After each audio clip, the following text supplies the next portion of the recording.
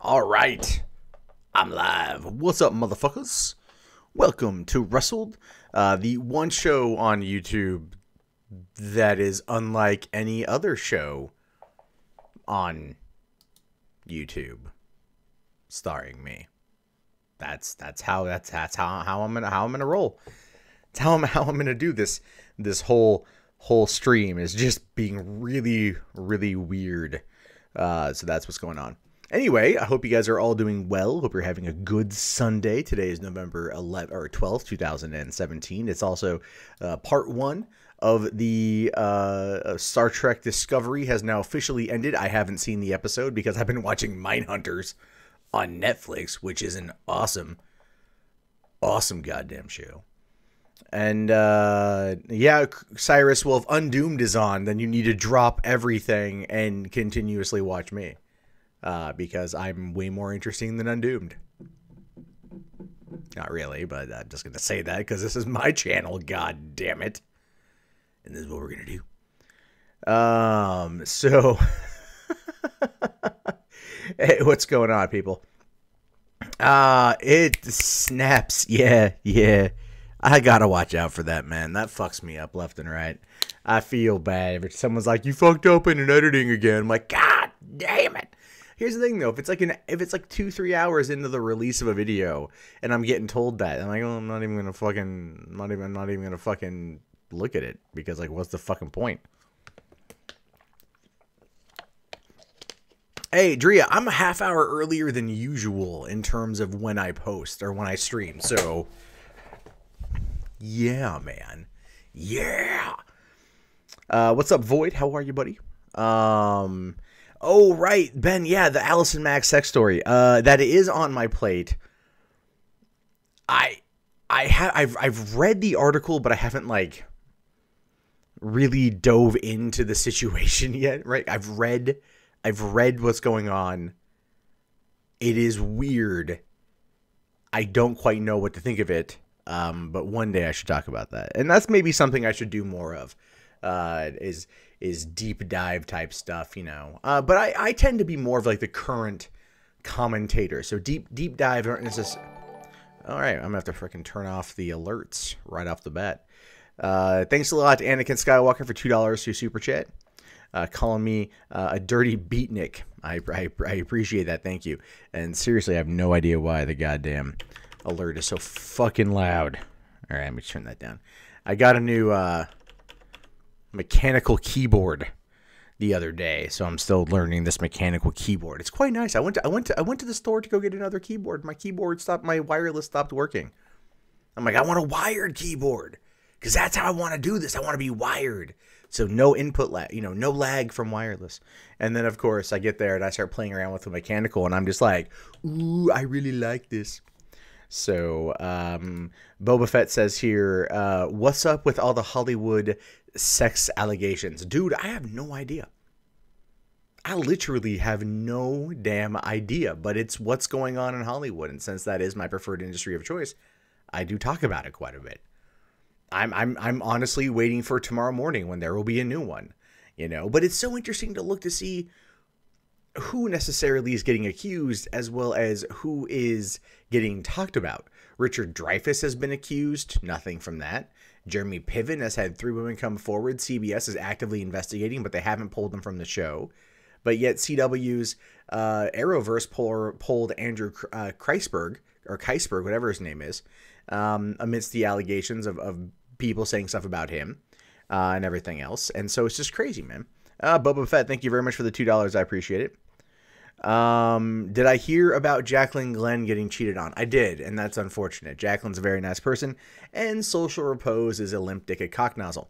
So there's that. Can I feel the internet through the mechanical? I can feel the internet through, yeah, I can. It's very nice. I just liked it. I've been typing. Every I type, I feel like I'm typing with authority, right? I feel like I'm typing with, like, massive authority, like, massive, like, you know, just you can hear it type. It's a very, I guess you could call it a very patriarchal feeling, so to speak, because that's how we do this thing.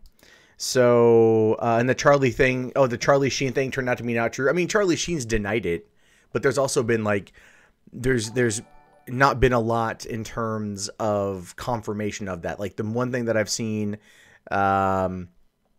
is, oh shit, a couple super chaps here. Hold on one sec. I've only seen one thing, and that's from like his divorce papers from Denise Richards, where she was like, yeah, like I came in and like I watched him looking at like, you know, like found him looking at gay pornography. Right. And like, that's it of like an official documentation of it. But let's see here. Mitchell Stee says, Matt, you shill traps aren't gay. I've said maybe traps are gay. Okay. It's not a confirmation that all traps are gay. It's just saying that some traps could be gay. Some traps may not be gay. Some traps may be dendrophiliac, which means they just like to fuck trees. Dressed as a woman. I got no idea, dude. People get into some weird shit. But I appreciate your $2. As told by Anakin Skywalker says here, can I make a YouTube poop from clips of films you were in? And are YouTube poops memes? If so, discuss. God, YouTube poop. Here's the thing. Here's the thing with that. If you guys don't know, there's a video, $2 to invest into an IBM Model M keyboard. I'm going to need a little bit more than $2, but I appreciate that. So here's the thing. So I had to DMCA a video of mine, and I did talk about this in a video yesterday. So there's a guy, known him for a couple years. I'm not friends with them, but we just know each other, who each other are and everything else. And he posted a clip, the final scene, really like the climax really of my movie, from In Search Of on YouTube, like just, you know, ripped, like someone had ripped it to Mr. Medicare's Twitter. He pulled it from there. He re-uploaded it to YouTube. But my problem wasn't with the clip being up there. My problem essentially was with it saying Mundane Matt kill someone, because that's not what the thing was. The movie was called In Search Of. I play a character named Matt, not Mundane Matt, not Matt Jarbo, a different character. And then that's being put up there misleading. So I asked him to change it, to update the context, or to pull it. And he refused, while being a snarky cunt about it. So I exercised my right and I DMCA'd it. And I feel nothing bad about that. He, on the other hand, wasn't too pleased. So what the fuck is that with Schrodinger's trap? They're both gay and they aren't. Sure, man. Look, I believe sexuality is far more fluid than, let's say, gender in some respects. Some people like putting their penis or clam on other penises or other clams. I mean, we don't have a third option for genitalia. Even if you've got both, it's still not really a third option. You're just never alone on a Saturday night, right? So clearly it's not as big of a deal. So you once convinced a tree to watch you masturbate. I don't believe you had to convince a tree. I think you just looked at the tree and you're just like, you're watching me masturbate. So you essentially Louis C.K'd that tree, which good for you. I hope you guys have a long and illustrious friendship of you planting your seed on his roots. Hey,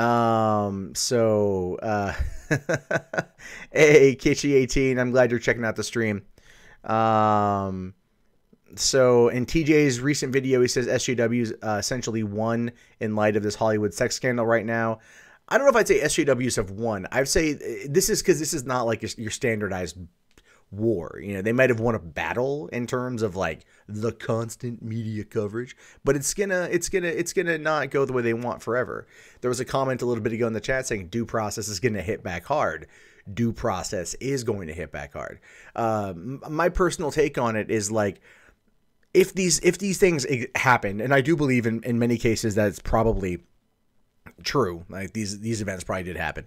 Hollywood is a dangerous and dirty place, but there still needs to be due process, and that's my take on it. Hey, what's going on, Mr. Hardy? 200K sub face reveal. Yeah, this isn't my real face.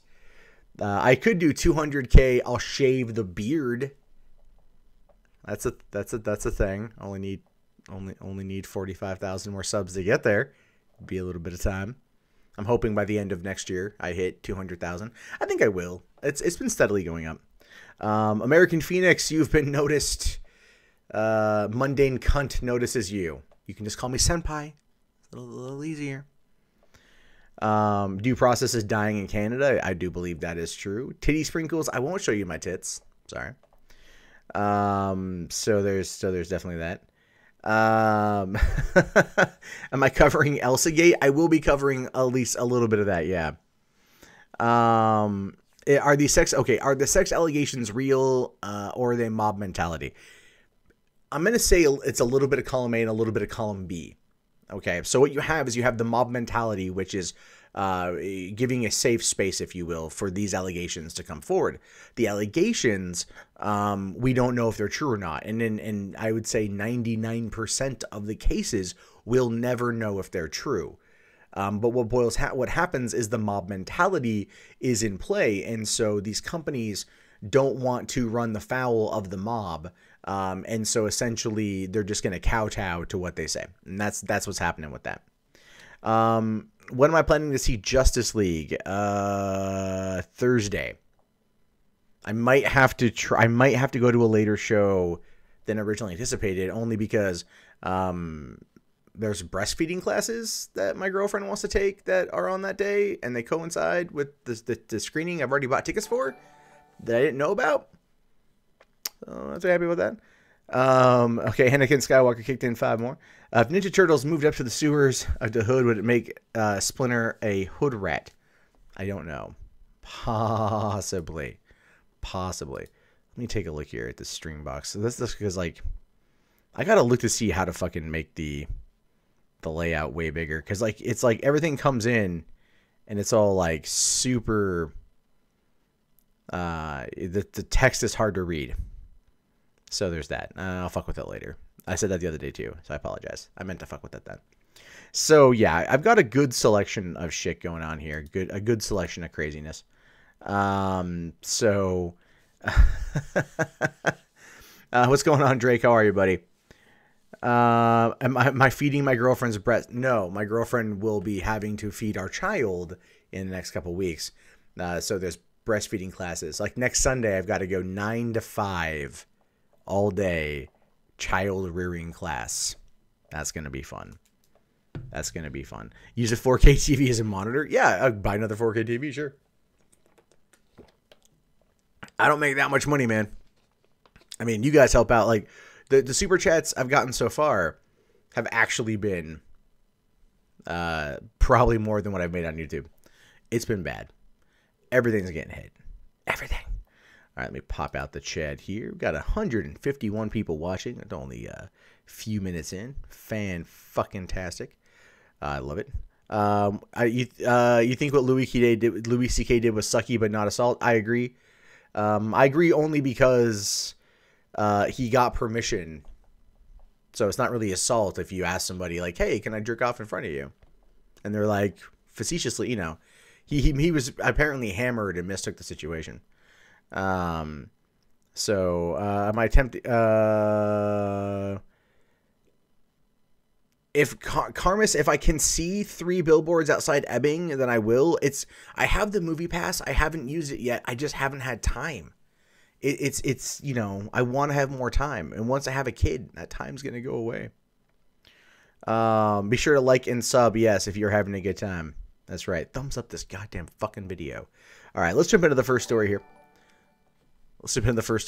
Unknown Archive did say something in Super Chat here real quick. Let me take a quick look at this. Okay. Mitchell Steed and Unknown Archive saying DMCA the Super Chat. Fuck you, Unknown. Mitchell, Matt, I use that pesky ad block. Take your money. I will take your money, goddammit. But I appreciate it. Thank you very much. All right. So first up to Marquis Andropoulos. I'm assuming that's how you pronounce your name. Anyway, so there's definitely that. All right, let's go in this first one here because this is an interesting one. I was gonna make it its own video, but I didn't. Apparently, some sex toys may be secretly recording you. Now, this is a legit fear in a couple places because you figure you've got like baby monitors that have been accused of, you know, like being hackers have gone in there and like fucked with children, like sent scary things. You know, there's like the American Barbie or whatever that was apparently going to have the same kind of like VoIP or voice activated system, kind of like Siri for your phone, but it would store what your children say to it for a while. And this could be happening here with sex toys. Look, I don't know about you, but if I use a sex toy, there's already enough shame involved. I don't want it talking to me or listening at all to what might be going on. I mean, seriously, it's just like nobody wants that. So it says here, sometimes love bugs may not be the only bug that bites. A technical bug bite may also be vicious, as has been noticed recently with those using sex toys to spice up their life. Never thought getting intimate with external forces could get you into trouble. Did you? A distinct case at the surface revealed a users of Lovence vibrator were being subject to the device secretly recording their intimate sessions, all thanks to a software bug.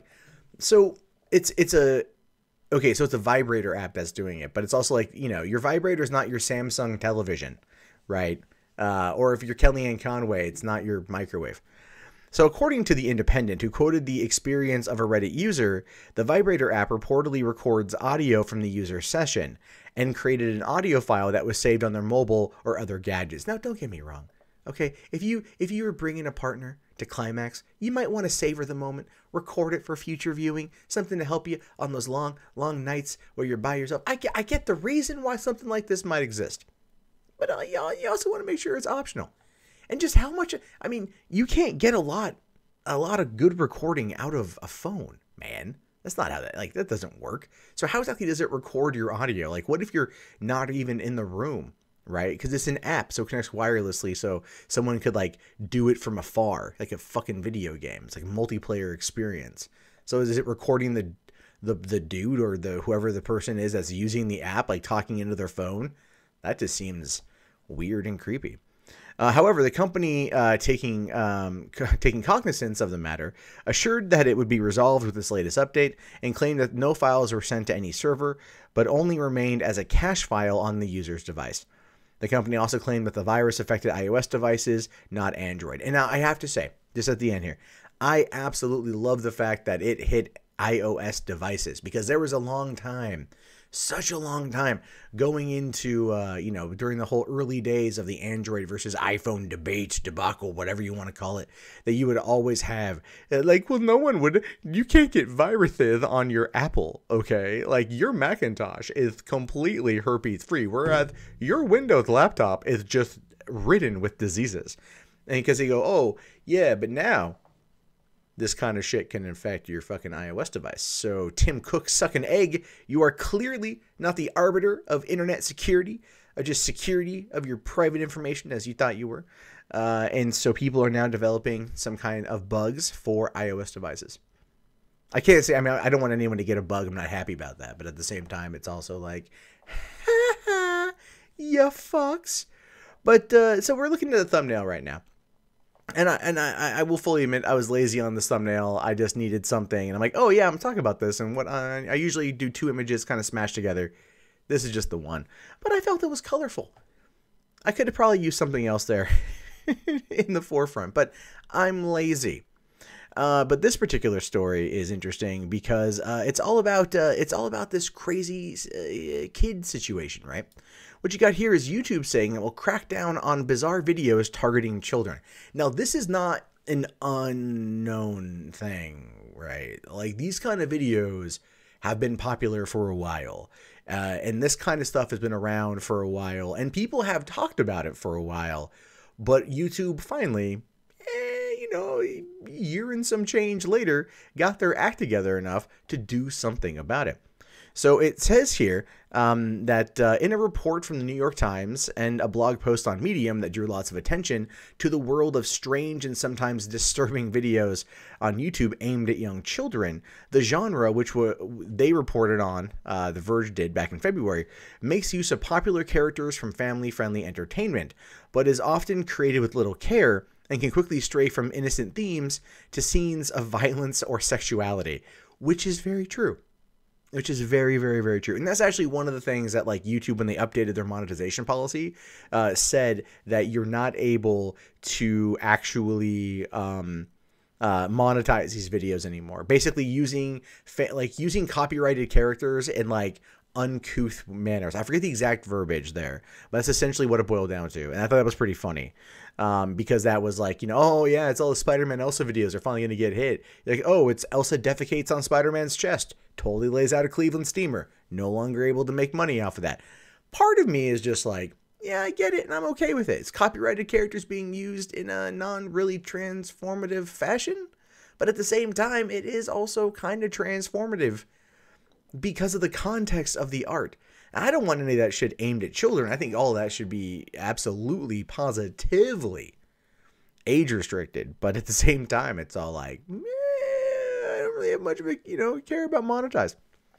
It says here that in August of this year, YouTube announced it would no longer allow creators to monetize videos, which made inappropriate use of family-friendly characters, as I just pointed out.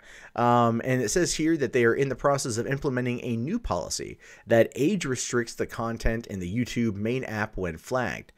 Coming from Juniper Downs, YouTube's director of policy.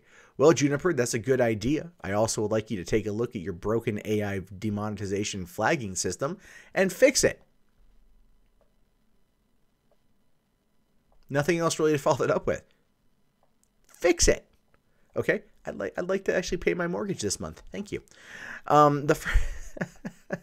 She says here that age-restricted content is automatically not allowed in YouTube Kids. YouTube says it has been formulating this new policy for a while, and that it's not rolling it out in direct response to the recent coverage. Probably not. Like the way to look at YouTube essentially is that it's like an iceberg. It's like an iceberg floating through the Arctic. Okay? And it's got to turn. It's got to navigate other larger icebergs, kind of. Horrible analogy. But either way, it's just, once it turns, it takes a while. It's a big thing. Okay? So, and, they probably wanted to roll this out anyway. YouTube says that it typically takes at least a few days for content to make its way from YouTube proper to YouTube Kids. And the hope is that within the window, users will flag anything potentially disturbing to children. YouTube also has a team of volunteer moderators, which it calls contributors. I wonder if those people are also known as YouTube heroes. That particular frightening Orwellian 1984-esque scenario that we all shouted down last year, but I still think it's around in some fashion. Huh? You fashy YouTube? Is that what you are? You bunch of fascists? I'm totally kidding. Looking for inappropriate content. YouTube says it will start training its review team on the new policy and should be live within a few weeks. Well, how about you crank that up a little bit faster? Save them kids, man. Along with filtering out content for the Kids app, the new policy will also tweak who can see the videos on YouTube's main service. Some of those videos I think I'd be okay with not ever seeing. If they want to hide, like anything involving the Elsa Spider-Man stuff, for me, I'd be okay with that. I have no desire, no reason to see it. It says flagged content will be age restricted, and its users won't be able to see those videos if they're not logged into accounts registered to users 18 years or older. All age-gate content is also automatically exempt from advertising. That means this new policy could put a squeeze on the booming business of crafting strange kids content, which is true. People making lots of money off of this. But the thing is, though, when it's flagged exempt from advertising, it makes me wonder if they're still able to get their hands on the YouTube Red money. That's what I'm thinking. Like they probably still be able to. That's the whole thing. When you do the whole demonetization, like the limited no ads, you can get YouTube Red money. Like I had a video do 20,000 views on the YouTube limited, and I made like $2. I'm just like, you motherfuckers, man. It so pissed me off. So continues on here to say, YouTube is trying to walk a fine line between owning up to its problem and arguing that the issue is relatively minor. The thing is, with 400 hours of content being uploaded every single minute, a lot of this is very much in the minor. But that being said, and I mean minor in terms of the content that's posted on the website. But as for the content that is viewed heavily, because these videos will get upwards of like 7 million views. So it's not like no one's watching them. Okay, it's not my channel. I mean, it's not like that at all. It's people are watching this. I mean, clearly, that's my problem. I need to get in on the new fad. I need to, what's the big one this year? What's coming out? We have Coco. Who's going to be starring in Pixar's Coco? And can I just have them ejaculate on Kermit the Frog or something? Could that be a video? It might be age restricted, but I could get the views. And then, through that comes the power, and then comes the money. Because I'm known as the Coco Kermit ejaculation guy. That's a horrible idea. Right? That's pretty horrible. Anyway, it doesn't want to outright ban the use of family-friendly characters by creators who aren't the original copyright holders across all of YouTube. There is a place the company is arguing for satire about Peppa Pig drinking bleach.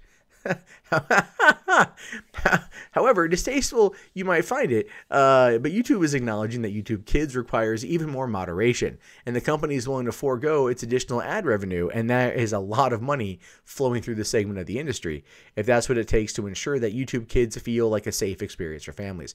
And I absolutely wholeheartedly agree with that. I do. With my kid coming, my girlfriend wants me to get into doing like the whole like daddy vlog thing, because there's really not a lot of that positive male role models for parents on YouTube. And of course, when my child gets old enough, I'm pretty sure she's going to want to jump into the YouTube game as well. But you know, what kind of content do you create that could be monitored towards that particular region, right? And like, if I were to create some stuff that were more maybe like family friendly in that regard, I wouldn't want it tied to Mundane Matt, because I say things like, you know, gaping cunt wound, festering herpes sore, Liam Neeson. I say horrible things sometimes, especially Liam Neeson. God, hard to say out loud.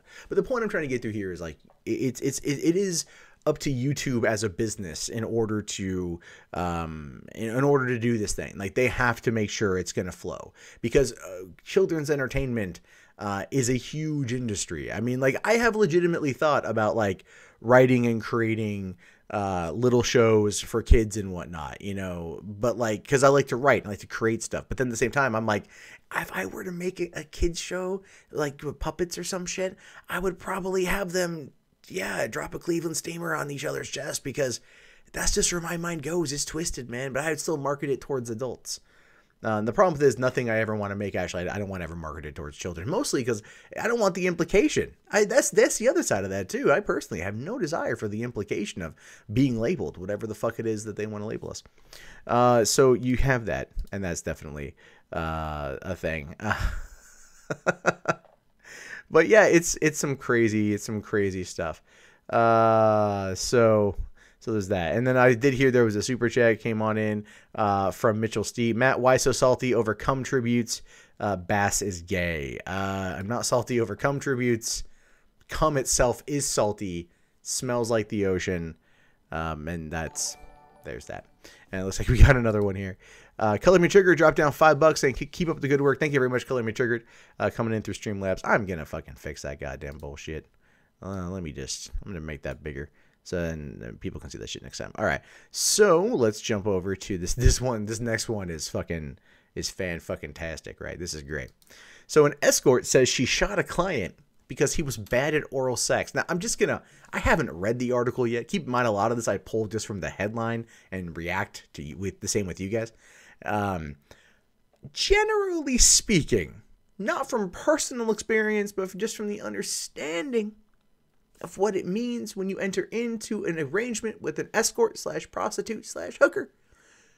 You're not the one who's going to be providing the oral stimulation. Now, don't get me wrong. There are fetishes out there that very much enjoy, going down on someone you don't quite know. And the whole point there is that, they're there to facilitate that through probably what is known as a GFE, a girlfriend experience. Again, I don't know any of this from firsthand experience. I just read lots of product reviews on fucking forums.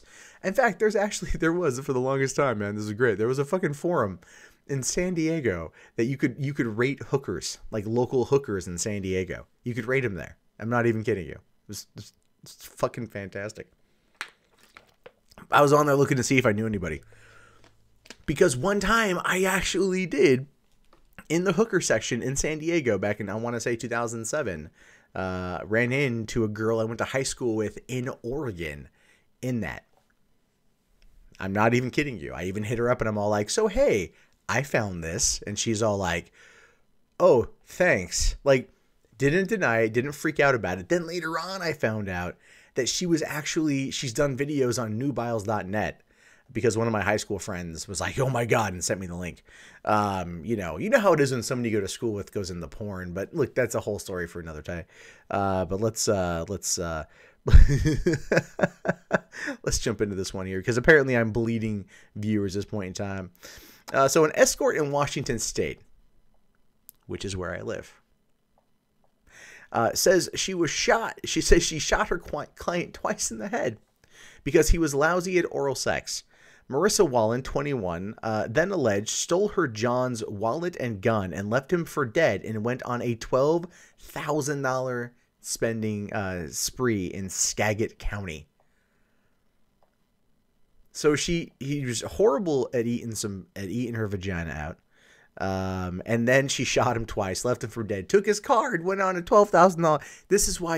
This is why prostitution needs to be legalized, by the way. You want a poster child for why prostitution should be legalized, regulated, and taxed? This is the reason. People are willing to pay for the product, i.e. vagina and or penis. And when that happens, they want to do it in a safe environment.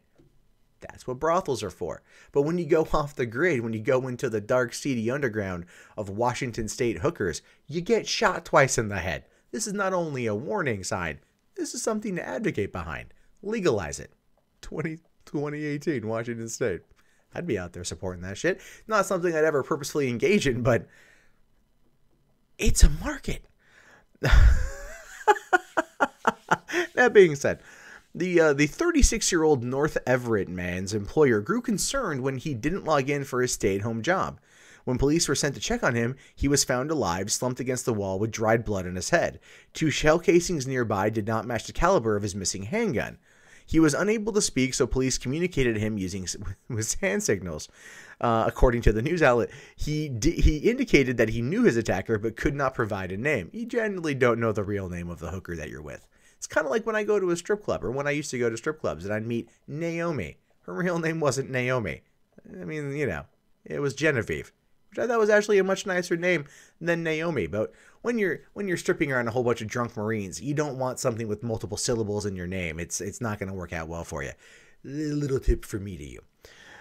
Store security camera showed Wallen using the cards. Oh, sorry, I did miss a thing there. Security footage from the apartment revealed that Wallen had visited 5 times in October.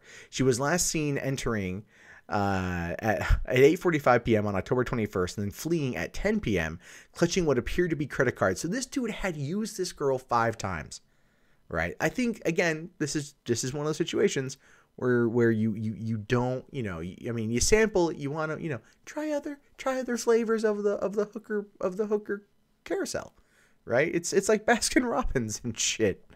You may not get shot because they won't be able to case the place. This is why you want to legalize it and have there be brothels, right? You want out call only. You don't want none of that in call shit. Or no, you want in call, not out call. I mixed that up. All right. Yeah, I'm up to date on my hooker terminology. Again, from those many days I spent reading those forums, because they were funny, man. They were funny. I wish I could find them. I would totally read them on here. So it says here that when confronted with evidence, basically they tracked her down. She kept changing her story before finally admitting that she shot the man twice in the back of the head because he was performing a sex act wrong, according to the statement. Wallen, who has an 11-month-old child, was held on pending charges of first-degree assault, first-degree robbery, and first-degree identity theft. Saying, I was stunned on Tuesday when the detective first came to our door. Next door neighbor Mark Brennan told the TV News. He says your neighbor was shot twice in the head. He says he heard what sounded like 2 or 3 taps coming from the wall. It was noticeable because we usually don't hear anything, which clearly indicates this guy is not into some of that rough sex, make it hurt in the garden or in the dirt, right? So he said he initially thought that the noise could have been a hammer. It's just that kind of... all right. So anyway, about the victim itself here, because I don't want to skip over that shit. The guy works in high tech, because Everett's north of Seattle. Okay. So a lot of tech jobs in Seattle. Says he keeps to himself a lot. He's got his computer stuff up there. He handles a lot of websites, IT security. According to documents, the man had been hiring female escorts and frequenting a strip club in Seattle, where he was bragging about how much money he earned and belongings he had at his house. And this, my friends, is why, you know, you never do this kind of thing. All right. You never sit there and you're just like, I work in tech, you know, and I'm a lonely individual. I only have 28 cats. They're very nice. You'd like to meet them. They're named alphabetically. First one aardvark, last one zebra. I'm going to get to all of them eventually. But I also have a lot of money. I have an Xbox One X. It's an expensive new piece of technology that you might want to come over and check out my joystick sometime. Like that kind of nonsense. You don't do that.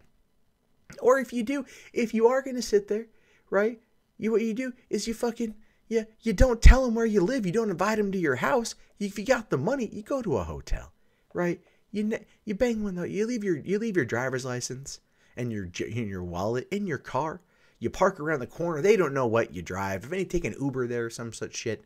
You do everything you can to protect your identity because you might get shot twice in the back of the head. And if you're shot twice in the back of the head, then yeah, it may not end well for you. This guy's alive. Good for him. So, so the victim liked to flash this kind of money a little bit. It's what's going to happen. You're going to attract negative people along the way. I love that they're effectively victim blaming this guy. Don't get me wrong, I kind of am too, but I'm also like offering solutions for how not to get your ass shot. It's just like cops like you flaunt that kind of money, you're gonna attract some bad bitches. It's just how it goes. On Wednesday, a judge said Wallen had outstanding warrants for her arrest and set her bail at $1 million. Damn. Her public defender said medical problems had prevented her from appearing in court several times. Yeah, maybe she was too busy taking her temperature with a good old-fashioned meat thermometer. Another suspect, Jenner Matthews, was arrested in the case. The probable cause document said Wallen made payments to him through Facebook using the victim's account. Yeah, that always gets you busted, man. Like, you got to watch out for that crap. You always got to watch out for that crap. Because that is, yeah, you get yourself in lots of trouble here. I love this, lonely individual situation. Exactly. I hung out at strip clubs a lot because I knew all the people who worked there and I get to go for free. And then when I go there for free, I was always like, I work at a movie theater as a manager. I don't make a lot of money, so there's really no reason to rob me.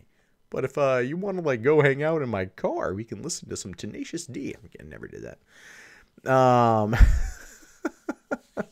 So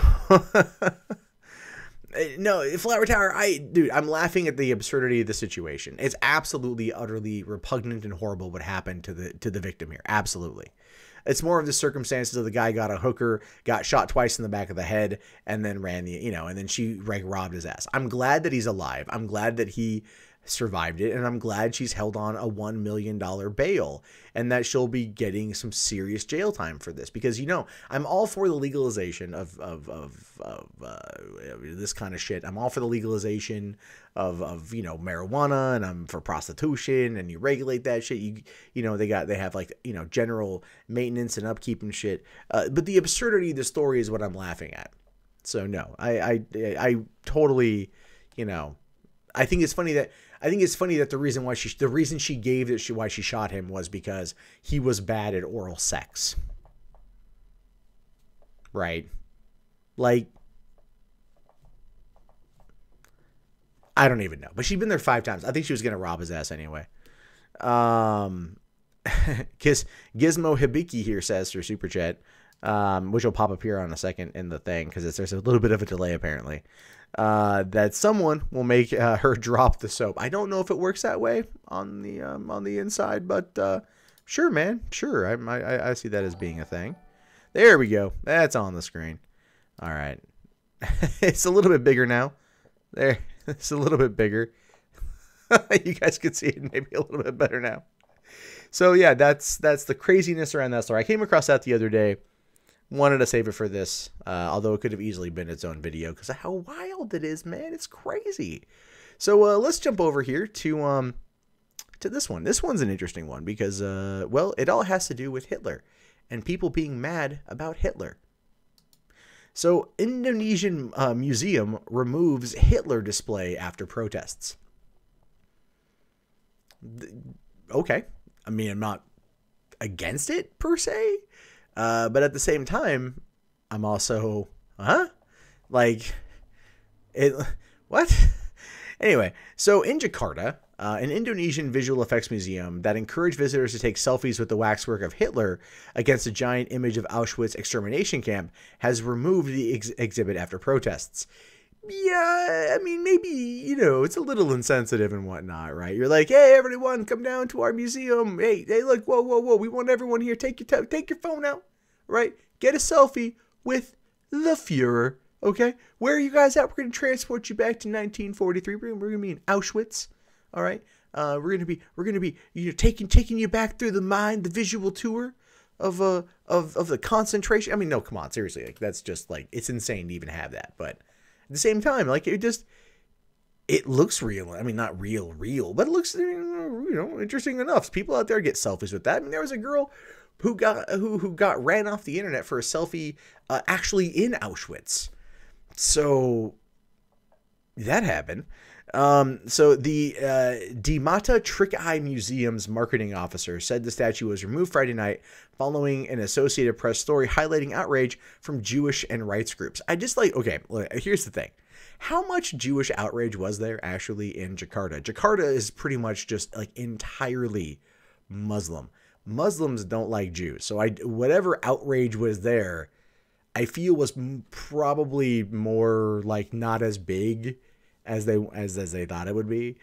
Pretty much, and I could be wrong. I'm totally fine with being wrong on that one. But like based on my knowledge of Jakarta, if you are a young woman walking the streets, you are going to be wearing, a burqa, or at least a hijab. So Human Rights Watch has denounced the exhibit as sickening, and the Los Angeles-based Simon Wiesenthal Center, which campaigns against Holocaust denial and anti-Semitism, demanded its immediate removal. Was this thing really being anti-Semitic? It sure as hell wasn't denying the Holocaust, that's for certain, right? If it was denying the Holocaust, it would be like, come take a picture with Hitler. No, you're not in Auschwitz. You're in a crazy fun party, or some shit like that. Like it wouldn't be Auschwitz. So they're not denying the Holocaust. Is it anti-Semitic? No. It's just dumb, really, is what it is. What it feels like to me is that it's just really dumb. So the museum, which has waxworks of about 80 famous people, had the Hitler figure on display since 2014. So this is not new, guys. This is 3 years old, coming up on 4. So this is it, again, like who was upset here? That's my question. Who was upset? It initially defended the exhibit as fun. Okay, you never want to sit there and say that anything involving Hitler is fun. So that I can, people would be upset. And said it was one of the most popular waxworks with visitors to the infotainment style museum in the central Java city of Yogyakarta. Yogyakarta. I don't even Karta Yogyakarta. Fuck it, who cares? It's a word, it's a place. I can't pronounce it. There's that. So if it's one of the most popular things in Indonesia, and it's been there for over 3 years, it's just, I mean, the problem they're saying that it's fun. Like it's not a big American party. It's none of that. You can't say that. On Sunday, the Space Museum occupied by Hitler was empty, and the image of Auschwitz, where more than 1 million people were exterminated by the Nazi regime, was gone. Yeah, okay. It was not the first time Nazism and its symbols have been normalized or even idealized in Indonesia, the world's most populous Muslim nation and home to a tiny Jewish community. Like I said, it's like so predominantly freaking Muslim, right? Like the Indonesian people that I met when I was in college were telling me all sorts of stories about it. So it's like that, right? And so it's like, if it's been around for 3+ years, who was really upset? And a Nazi-themed cafe in the city of Bandung, where waiters wore SS uniforms, caused anger abroad for several years until reportedly closing its doors at the beginning of this year. Okay, that's a little bit in poor taste. That I will fully acknowledge. That's in poor taste. But a wax statue of Hitler is not like the end of the world.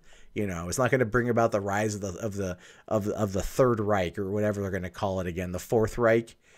It's, I could only imagine someone in America like trying to buy that from Indonesia right now. Like, hey, I heard you guys have is it for sale? Can you ship it here?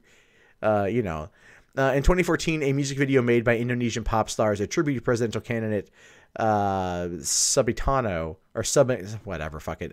I can't pronounce foreign names, man. I'm horrible at it. Stirred outrage with Nazi overtones. And like, again, I get it. The Nazis are bad stuff. I'm not defending Nazis here. I'm not defending Nazis at all. I just find it to be funny that it's been around for so long and then no one cared. And then William Adderholt says in the chat, as long as they don't take down the Genghis Khan wax sculpture. That's right. Yeah, you leave old Genghis alone. What did Genghis ever do to anybody, right? I mean, what about Pol Pot? Pol Pot have a freaking statue there as well. He killed over 1 million of his own people.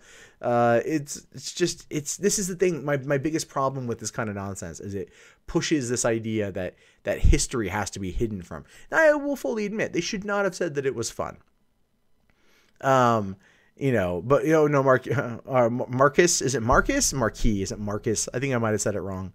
How is Wax Hitler in poor taste in a history museum?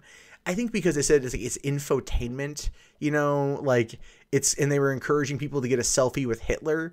Like, I think that is kind of the problem. And I'm not going to lie, it's not the best thing in the world. This is not the best thing in the world. But at the same time, it's also not going to throw you in a concentration camp and then gas you. It's not going to happen. The wax statue. This isn't the movie. This isn't a horror film where Wax Hitler is going to come back to life and enslave everyone in Jakarta. It's just not going to happen.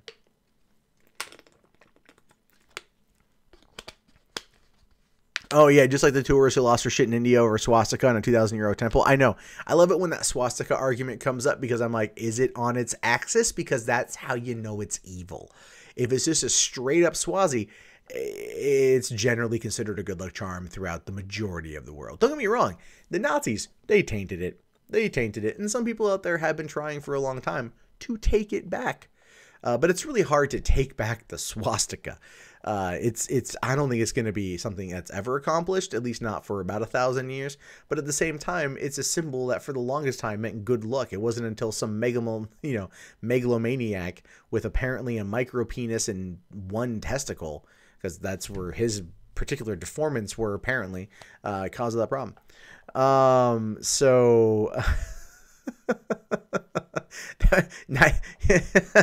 Night at the Hitler Museum. That would be horrible. I know. It's crazy. It's so crazy. But let's move over to an equally dumb story. So a suspect in blackface wanted for attempted California bank heist. This is a legit thing too. So it says a man in blackface wearing a beanie who was caught on surveillance video trying to rob a Corona bank back in August was arrested at his Lake Elsinore home Wednesday. Investigators gathered enough evidence to serve a search warrant Wednesday for Gerard Schmidl, 40 years old, according to a sheriff's press release. Schmidl was subsequently arrested on suspicion of attempted robbery. So here's what happened. On the afternoon of August 18th, deputies were called to the Wells Fargo Bank in Corona after a silent alarm was triggered, according to the statement. Investigators learned that a white man with obvious dark makeup to disguise his appearance had given a teller a note that demanded money. The man also told the teller that he had a gun. Now, here's the thing with that, though, right? If you say you have a gun, it automatically escalates charges. That's the thing. After waiting for a few seconds, the man, later identified as Schmidl, ran off without getting any money.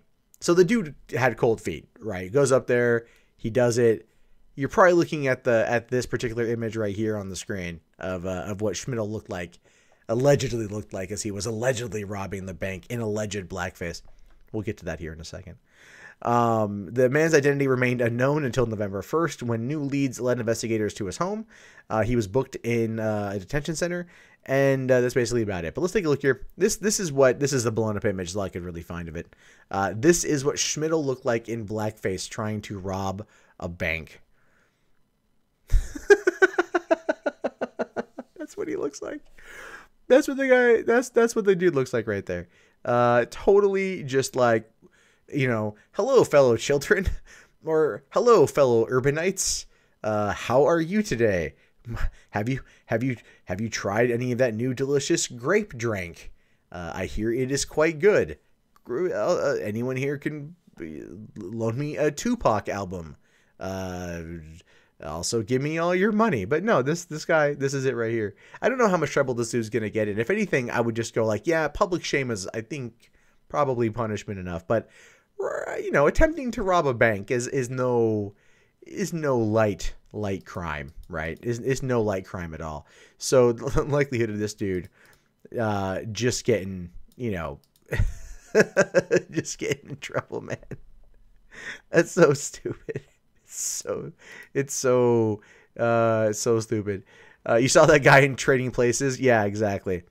The lips give it away. Otherwise, I don't know if I'd say the lips give it away. I mean, the lips are definitely, yeah. It looks like a white dude. It looks like a white guy who just got done watching Predator for the first time and is like, ha ha ha, I know how to beat the Predator. So he just splashed a whole bunch of mud on his face and then tried to go rob a bank with it. That's what it looks like to me. It just looks like that. It looks ridiculous and it looks very stupid.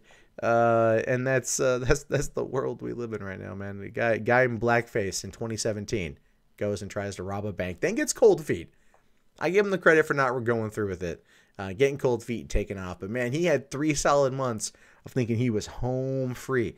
That is the worst part of it. When you're fucking paranoid because you attempted to rob a bank, and you know cops are looking for you, and they're thinking like, maybe I didn't take any money, maybe they're gonna back off their search. And then 3 months later, you're thinking it's all well and good. You're thinking it's all done. You finally you figure you can show your face again, and then all of a sudden, bam, 5-0 at your door saying like, sir, did you dress as blackface? And then, try to rob a bank. Oh, you got me, guys. You fucking got me. So, it's, yeah. I'll jump over this. This happened today. This is kind of not a big story. Well, when I first heard the story, I thought to myself, oh shit, because we're a week out from fucking Texas, right? From the shooting in Texas. And I'm like, the last thing I want is there to be another situation like that, right? Another bad situation. But this is something that I found to be fascinating because I was like, I'm waiting for the news cycles to hit, the news to pick it up. So I didn't say anything about it on social media because I didn't quite know what was going on yet. It says here that interrupted theft led to stabbings at Macy's at the Mall of America. Now, when I first heard the story, it was people stabbed at Macy's in Mall of America, and I'm thinking like, oh no. And this, of course, is coming off of the story earlier today that 7 people were gunned down in a parking lot outside of a nightclub in Gary, Indiana. Right? Like 7 people just shot and killed outside of a nightclub last night. It's just, and here's the thing, that's not getting a lot of press. People are talking about it, kinda, but Boycott Keurig was dominating Twitter today over 7 people being gunned down in a parking lot in Gary, Indiana. Because it's not sexy like Presbyterian Baptist Church or fuck it was in Texas. You know what I mean? Like that's what's going on here. Anyway. So 2 men were stabbed in a Macy's store in the Mall of America on Sunday night in what Bloomington police described as an interrupted theft. The victims were taken to the medical center in Minneapolis. Their injuries were not life-threatening. This is coming from Police Chief Potts at a news briefing. The police did arrest a suspect who was held by other shoppers after the assault. The suspect had minor injuries. Well, that's a shame. The incident started at about 6:45 p.m. in the fitting rooms of the men's department at Macy's. 2 men were trying on clothes and walked out of the fitting room to show others in their group. The suspect went into the fitting room and tried to steal some of the men's belongings. That's a ballsy move. I mean, that is, people walk out all the time when they're changing clothes and they leave their belongings inside there. I mean, it was a pretty ballsy play. That's when you lie in wait for, but they do have security cameras at the mall, and the Mall of America is the biggest mall in America. People out there, security cameras and shit. So the suspect was interrupted by the men. He pulled a knife and he stabbed the victims. Other shoppers who were with the victims got the knife away from the suspect and subdued him until police arrived. Hey, look, in my opinion, those people are absolute freaking heroes. They stopped this dude wielding a knife from hurting more people after he tried to steal their shit. No, seriously, good on them. Potts said that at 8:30 p.m., the suspect had not been taken to the hospital. He characterized the man's injuries as minor. Kim Schweiters, of Grant, Minnesota, was at the mall with her 3 children. They were just outside the Macy's entrance on the first level and went into Macy's as the commotion started. We saw 2 cops running towards Macy's, she said. By the time we got to the main area, the men's department is to the right. The more police started running in with their guns drawn. My daughter could see people lying on the ground who had been stabbed. Also said her daughters saw 2 people on the ground. The police yelled at everyone in the store to clear the area and then locked down the main level. She also talked to a man who may have been a suspect before the stabbing. Another woman tweeted out,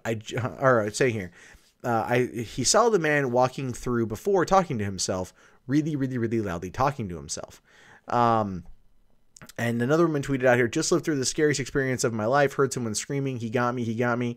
I knew something was not right. Some other shoppers ran toward the screaming, and some, who I believe is the victim's brother, yelled 911. Okay, so that's a little interesting. It didn't have the updated. The guy was a 20-year-old. He was an immigrant. I want to say, like Somalia is sounding name. I don't know why that's not up here, but they did catch the guy. Maybe it's hold on here. Let's take a look. Mall of America stabbing. Okay, so New York. See what the New York Post here is saying. Just because I want to make sure we got this thing right. So, who's the guy? Okay, they put out his name, or maybe it wasn't the same name. I don't know. Surprised they haven't put it out there yet. Or Breaking 911 had it up there. This is a problem when you get this kind of news. Is like sometimes it goes through. Okay, here we go.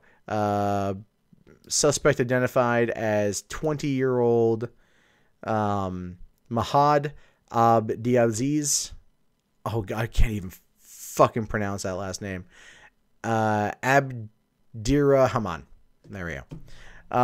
So yeah, the thing is when I first heard about this story, and I heard stabbing, and I heard Mall of America, I heard the name of the suspect here, I was like, oh fuck.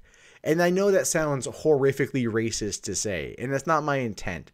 But it's the whole thing though, because my oh fuck was more not at the situation, like the dude who did the stabbing, but I was immediately seeing like trending hashtags and Fox News reports and like the Gateway Pundit and conservative media taking this and like turning it into like terror attack at Mall of America, even though it's what it appears to be is a theft that went wrong, not a dude who was out there screaming Aloha Snack Bar and shanking motherfuckers. Like, that's the whole point.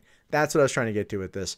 But that's unfortunately where things are at right now. You know, that kind of fear, that kind of hatred over foreigners that commit stabby acts and whatnot. So I'm just saying, it's like, I'm not a racist. I'm just saying it's like, you could, at this point, we're not even shocked necessarily by shootings or incidences. It's more like, oh God, what's the name? It's like when the Vegas thing happened and people were like, please don't, like some people were saying like, please don't be white, please don't be white, please don't be white, because they wanted it to back their narrative. They wanted it to back that. And because I cover this kind of crap all the time, it's like, fuck, man, you're kind of torn. So, I'm glad the dude was caught, and I'm glad the people survived the injuries. This is, if he was walking around talking to himself, he clearly was cuckoo for Cocoa Puffs and shit. So it wasn't an ideologically based attack. It was just like, hey, yo, there's a wallet and a cell phone. I'm gonna steal some shit.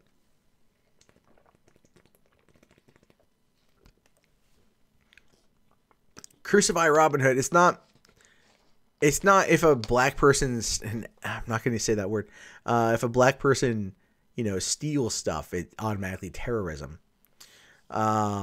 So, someone here says, tragedy of stabbing overshadowed by tragedy of Macy's prices. Ooh. How about, tragedy of stabbing overshadowed by Macy's closing its doors early? Because Macy's right now is currently in a lot of trouble financially. So yeah, there's that. Anyway, okay, so I got one more story here. One more story. This one's fun, right? We want to talk about the craziness in the world. We want to talk about this. We want to talk about the craziness. This is the craziest here. Oklahoma woman who married her mother pleads guilty to incest. Sometimes I question if this is a world I want to raise my daughter in, because for one, the smug look on her face, like, yeah, I porked my mom. You would too if you were in my situation. It's just one of those things. So it says here that an Oklahoma woman who married her biological mother last September pleaded guilty to incest on Tuesday. Misty Velvet Dawn Spann was set for a jury trial, but instead pleaded guilty in exchange for 10 years probation.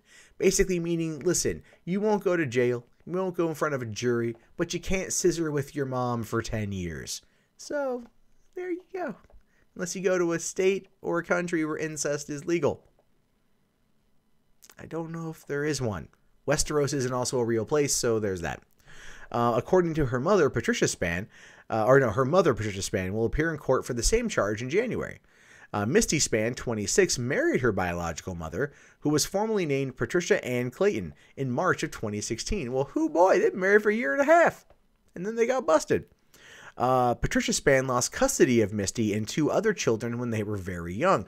So that in and of itself is essentially kind of like the saving grace argument here. It's like, well, we didn't grow up together, right? Like, I know nothing about her. And then she says here, the kids were adopted by their grandmother, who didn't have any contact with Patricia Span until they were adults. The 2 women reconnected in 2014 and reportedly hit it off and decided to get married. Now, let me just kind of stop there for a hot second, because this is kind of where my mind's at, right? This is why the situation is royally screwed. So what you've got is this woman is like, I don't know my birth mother. She goes and she meets her birth mother. The birth mother likes the same things she does, has very similar tastes in probably food and music and other elements, and they're very close together in terms of what they enjoy, right? Almost as if one could argue that it was passed down through DNA. And they go, wow, man, we really have a lot in common. We should totally get married. I know. Totes marriage. Yeah. So the marriage didn't come to light. Okay, sorry. The fact that she wasn't on the birth certificate is how they were able to get a marriage license. So there we go. She also didn't think that marrying Misty was illegal because her name is no longer listed on the birth certificate. That was the legal loophole. They got the grandmother got the mom's name removed from the birth certificate, and that was their legal loophole. Actually, I just have to kind of say for a hot second, while I don't agree with any bit of this, that's pretty smart. That is relatively smart. Their marriage didn't come to light until the Oklahoma Department of Human Services Child Welfare Investigation did an inquiry that led to her to believe that the couple was having an incestuous relationship. Yeah, here's the thing. They're both wearing Superman shirts, by the way. And I just find that to be fascinating. This isn't the first time, though, Patricia Span had married one of her offspring. Pardon me. I feel I have no other option, no other choice but to do this right now. That's just basically what I'm thinking.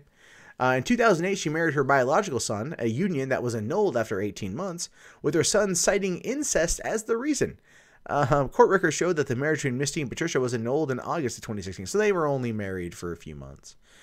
Misty Span filed it by reason of illegality or fraud, saying that her mother had claimed that she had received legal advice claiming that the marriage was legal. I just, like,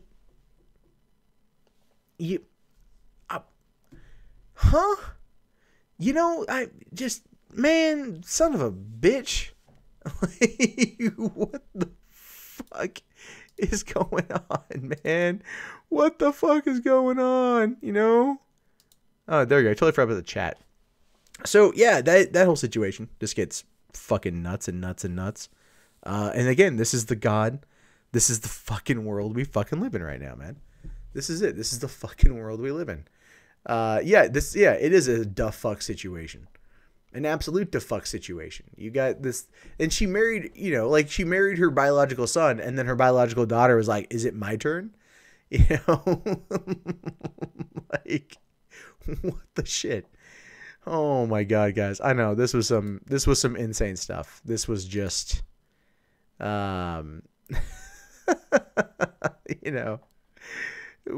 have a weird world that we partake in from time to time, and that's just hysterical.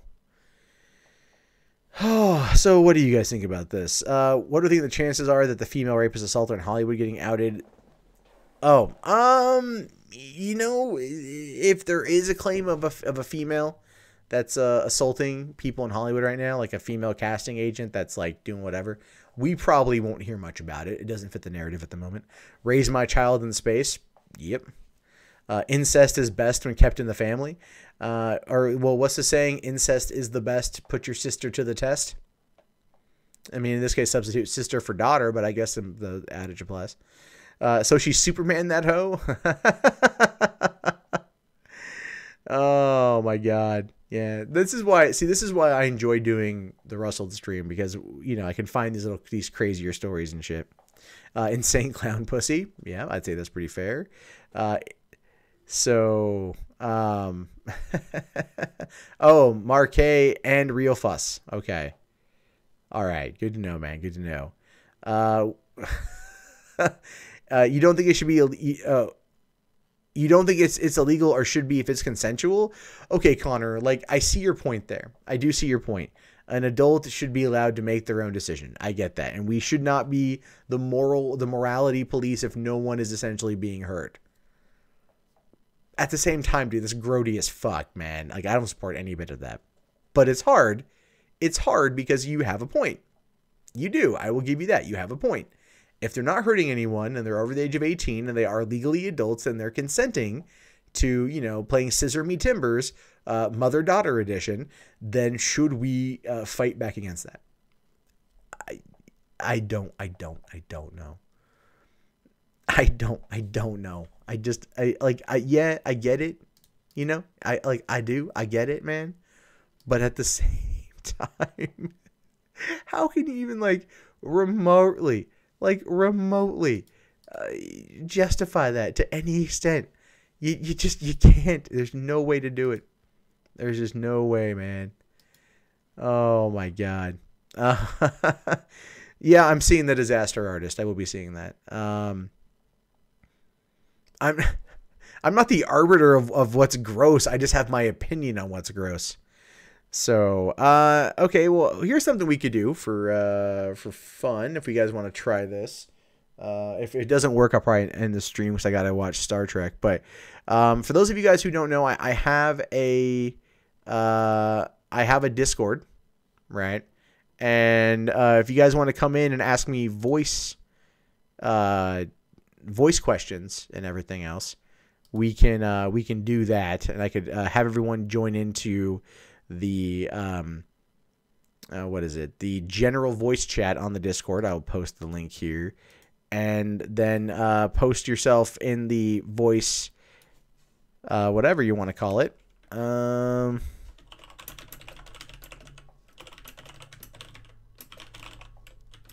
Hold on, there we go. I'm gonna type this in here.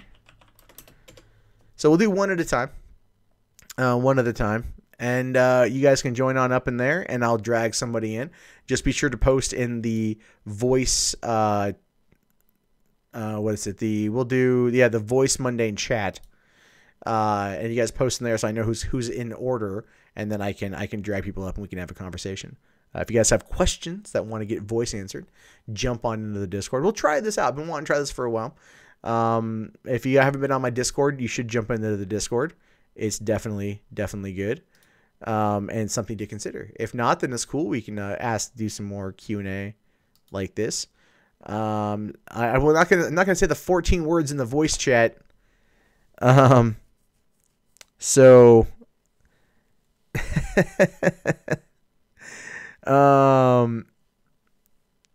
if you wanted to ask me a question about your disability, you can ask me a question about your disability, but I'm gonna try to keep it to a limit, I guess. So yeah, just jump into the general voice chat, and then also post in the voice general. Well, I guess you could say maybe the general chat too. On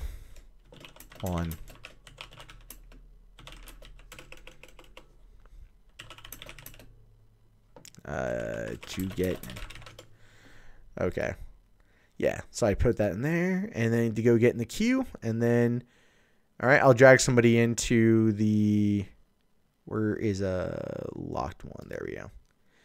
So cool. I'll be in there, and I can just drag people down in order. I'll give people a couple minutes. We'll figure it out. So Discord is an alt-right recruiting tool. Yeah, no, it's a lot of fun. I like Discord.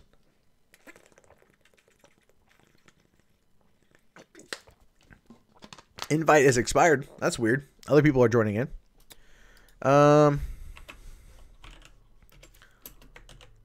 Okay, hold on here. Oh yeah. I got a mechanical keyboard, so there's that. Okay, let's see if anyone's... All right, people have joined in, but no one's going into the actual voice chat. So maybe it's just not going to happen tonight. That's fine. That's fine.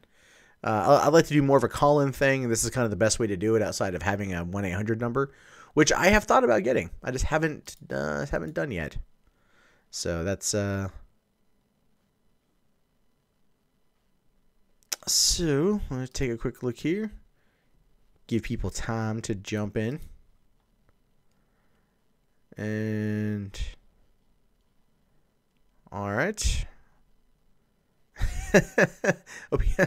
People are joining. Yeah, go into the general voice chat. That's the best way to do it.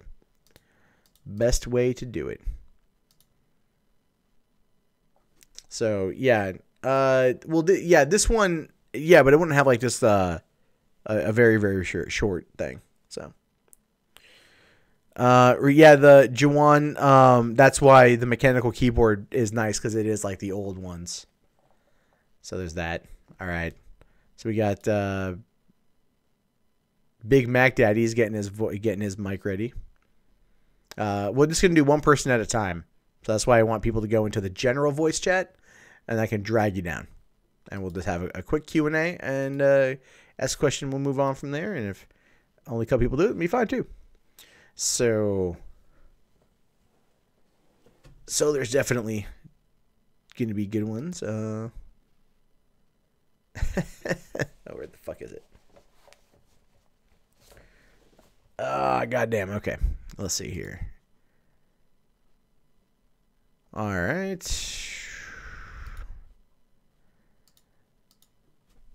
Clickety click the keyboard. I know.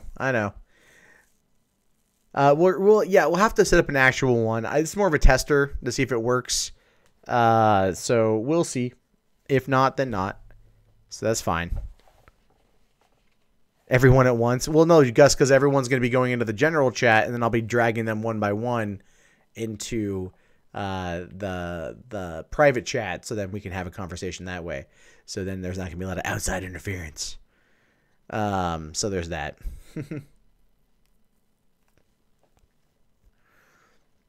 So it's at this point now still waiting. Okay, so all right, Big Mac Daddy's in there. We'll bring him in.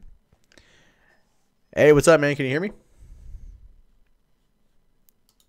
Let me make sure my connections are all good. Okay.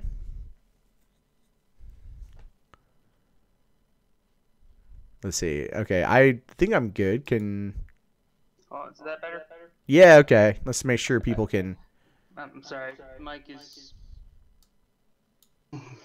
I posted the incest. I think it should be illegal. Okay. Shouldn't be illegal. And my thing is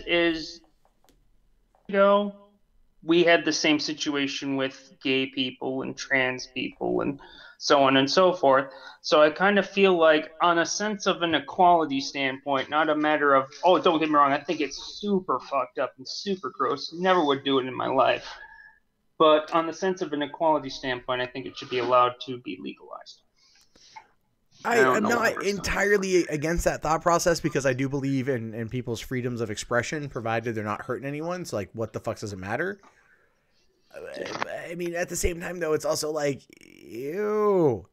You know, don't get me wrong. I think it's completely nasty. But, it's like I said, we were not too long ago with another type of sexual preference. No, that's true. That's true. I want to make sure if there's any... I'm trying to make sure there's no echo. For some reason, every time, like, if I go into a voice chat thing, it echoes like crazy. I'll see if it works, though. Okay, decent audio level. That's good. No. I get what you're saying, man. I do. I get it. It's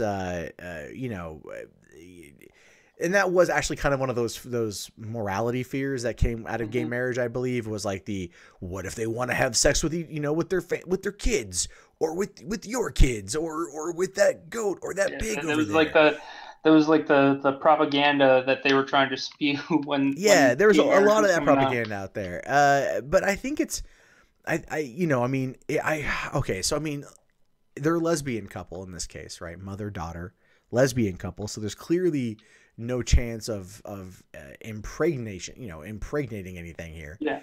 Whereas when she was married to her son, there might have been a shot at that particular thing happening. And I wouldn't be surprised if we find out that the son and the daughter are in some kind of weird Weird relationship thing. binding, like, yeah.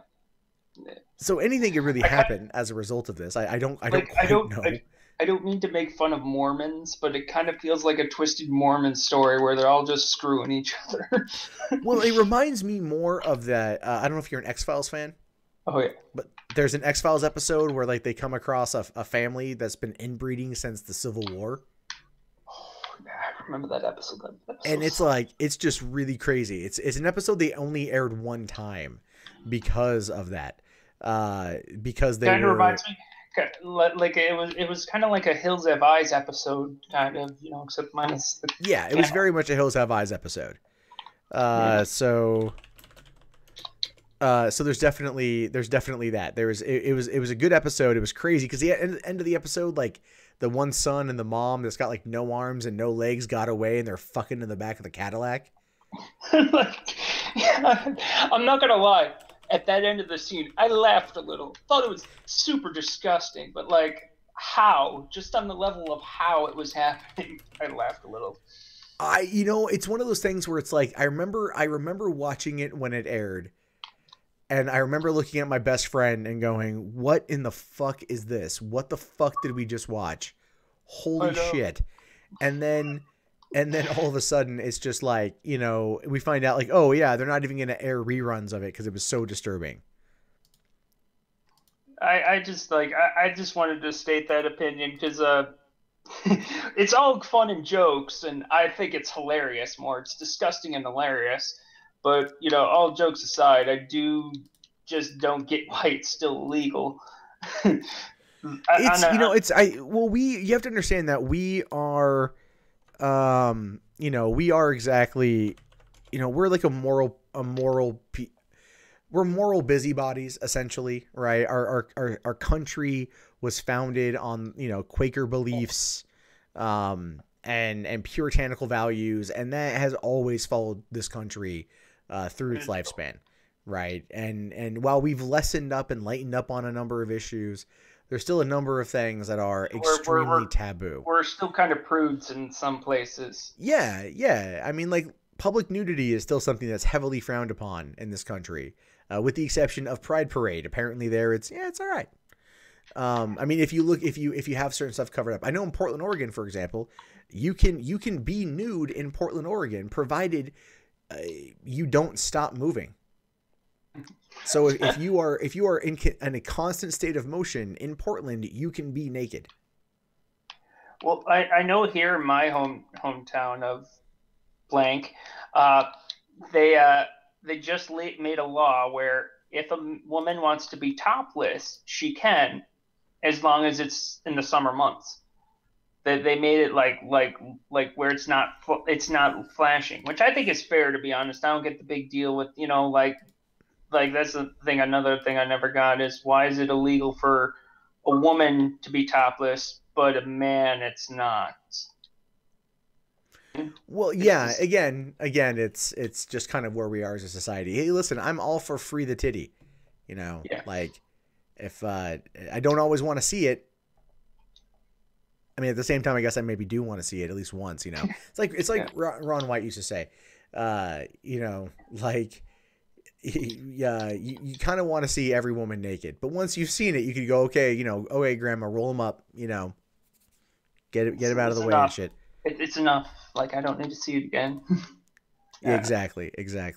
So, all right, man. Well, then I'm gonna. There's a couple other people that are in the queue. Okay. So I'll move you back over there and drag one of them. But thank you very much for your comment. I do appreciate it. It's an interesting subject to discuss because it's so fascinating because it's So so fucked taboo. up. It's so fucked up. It's just fucked up. We can all just agree it's a little It's fucked up. Yeah, it's definitely a little fucked up. But all right, man, thank you very much. All right, Drav, how's it going, man? See if he's even there. I know I kind of pulled him in. There's a delay on everything, so we'll definitely do that. But we'll give him a second. If not, then I will pull someone else in from the chat. So yeah, but that's, I mean, I guess I put it to the audience here. What's your thoughts on incest? Should it be illegal? Should it be legal if the people are of age and they're consenting and no one's getting hurt? You know, Lex Ruthless does say in the chat there. Well, America is a country where someone can be old enough to star in a porno, but not have a drink afterward. That is very true. So yeah, Drav, I saw your thing move. Are you there? Hello there. Hey, what's going on, man? How are you? I'm watching your stream. Hello there. So what's on your mind, man? What you want to talk about? What are your thoughts about the DC movie coming this weekend? Oh, what are my thoughts on Justice League? Yeah. I'm very excited to see the movie. I've been waiting a long time to see Justice League. They got a lot of, they got their work cut out for them, from what I've been hearing. But the early reactions from the people who've gone and seen it have basically said it's good. It's if you're looking forward to seeing the cool character moments, that's going to be there.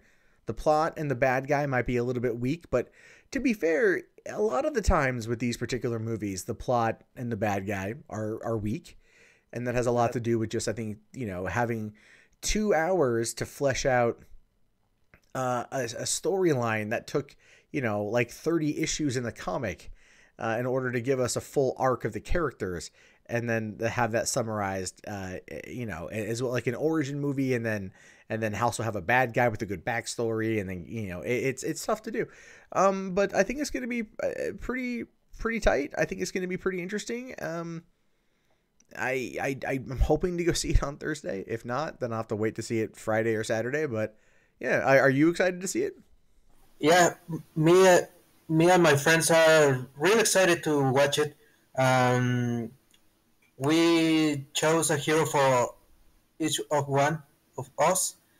Um, One is Superman, one is Batman, Flash, Aquaman, and I am the Green Lantern. Nice.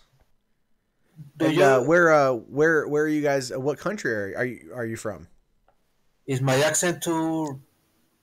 No. I'm just curious. I mean, I can tell you have an accent. I'm just generally curious. Well, I am from Mexico. Oh, So nice, man. greetings. Nice. Yeah, it's I'm hoping that the movie is entertaining. That's at this point, that is all I care about. I do know that they did ensure that the runtime of the movie was 2 hours long, right? In order to get in an extra showing, because that's what happened with Batman v Superman. It was 3 hours. They cut out a half hour, and then it became that kind of muddled mess in the first 2/3 that didn't make a lot of sense. And then it wasn't until the extended cut had the 3 hour version of it that people really got the idea of what they were trying to do. This time around, they cut it to 2 hours. And I'm really wondering how much of that it's going to be, if we're ever going to see more of that, I should say, on home video. Have you seen the Batman v Superman extended cut? I have seen the the first is the version that was released on the theaters.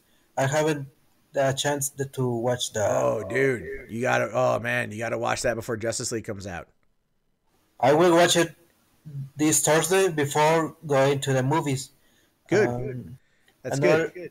do you think that Aquaman really deserves that bad rep he has? Do I think Aquaman deserves the what? All that he became a joke of heroes. Oh, A little, yeah, a little bit. I mean, it's like, it's like, hi everyone, I'm Aquaman. I talk to fish. I mean, that's like such I guess you could say like a really horrible way of approaching the character. The character obviously has a huge fan base, and I think that the movie is going to do everything it can to make Aquaman be a much broader character, a much larger than life character, and they've already finished shooting the Aquaman movie, so that's coming out next year. So they're also hoping that it's going to do pretty well. Colorado as Aquaman should be great. Yeah, I'm hoping it's going to be a good movie. The director is a really good director. I like his work, and I'm excited to see what they're going to do with this thing. Yeah, so that's how it is. So, all right, man, I'm gonna move you back over to the general. I'm gonna bring in somebody else. But thank you very much for your comments. I am looking forward to Justice League, and we'll have to talk more about it. I'm gonna start doing probably more live shows over on $3 Theater, where I do the news very similar to this fashion, but just over there, and then we'll do a Q&A type stuff over there as well. Yeah, so we'll talk about it again soon. Sure. Thank you for your time, and we come to Mexico. We had tacos. Dude, you don't even have to tell me twice about that one, man. Fucking hell, I love tacos, and I just, me and Mexican food go together very well. So that is definitely, I'll let you know when I come down that way. So, all right, we'll bring in Rattlesnake Hands, who is the next person in line. So there's that. We'll wait for him to get on here, and then we'll get ready for other people that are there. Okay, so yeah, Justice League is going to be a pretty solid film, I think. I'm hoping it's going to be good.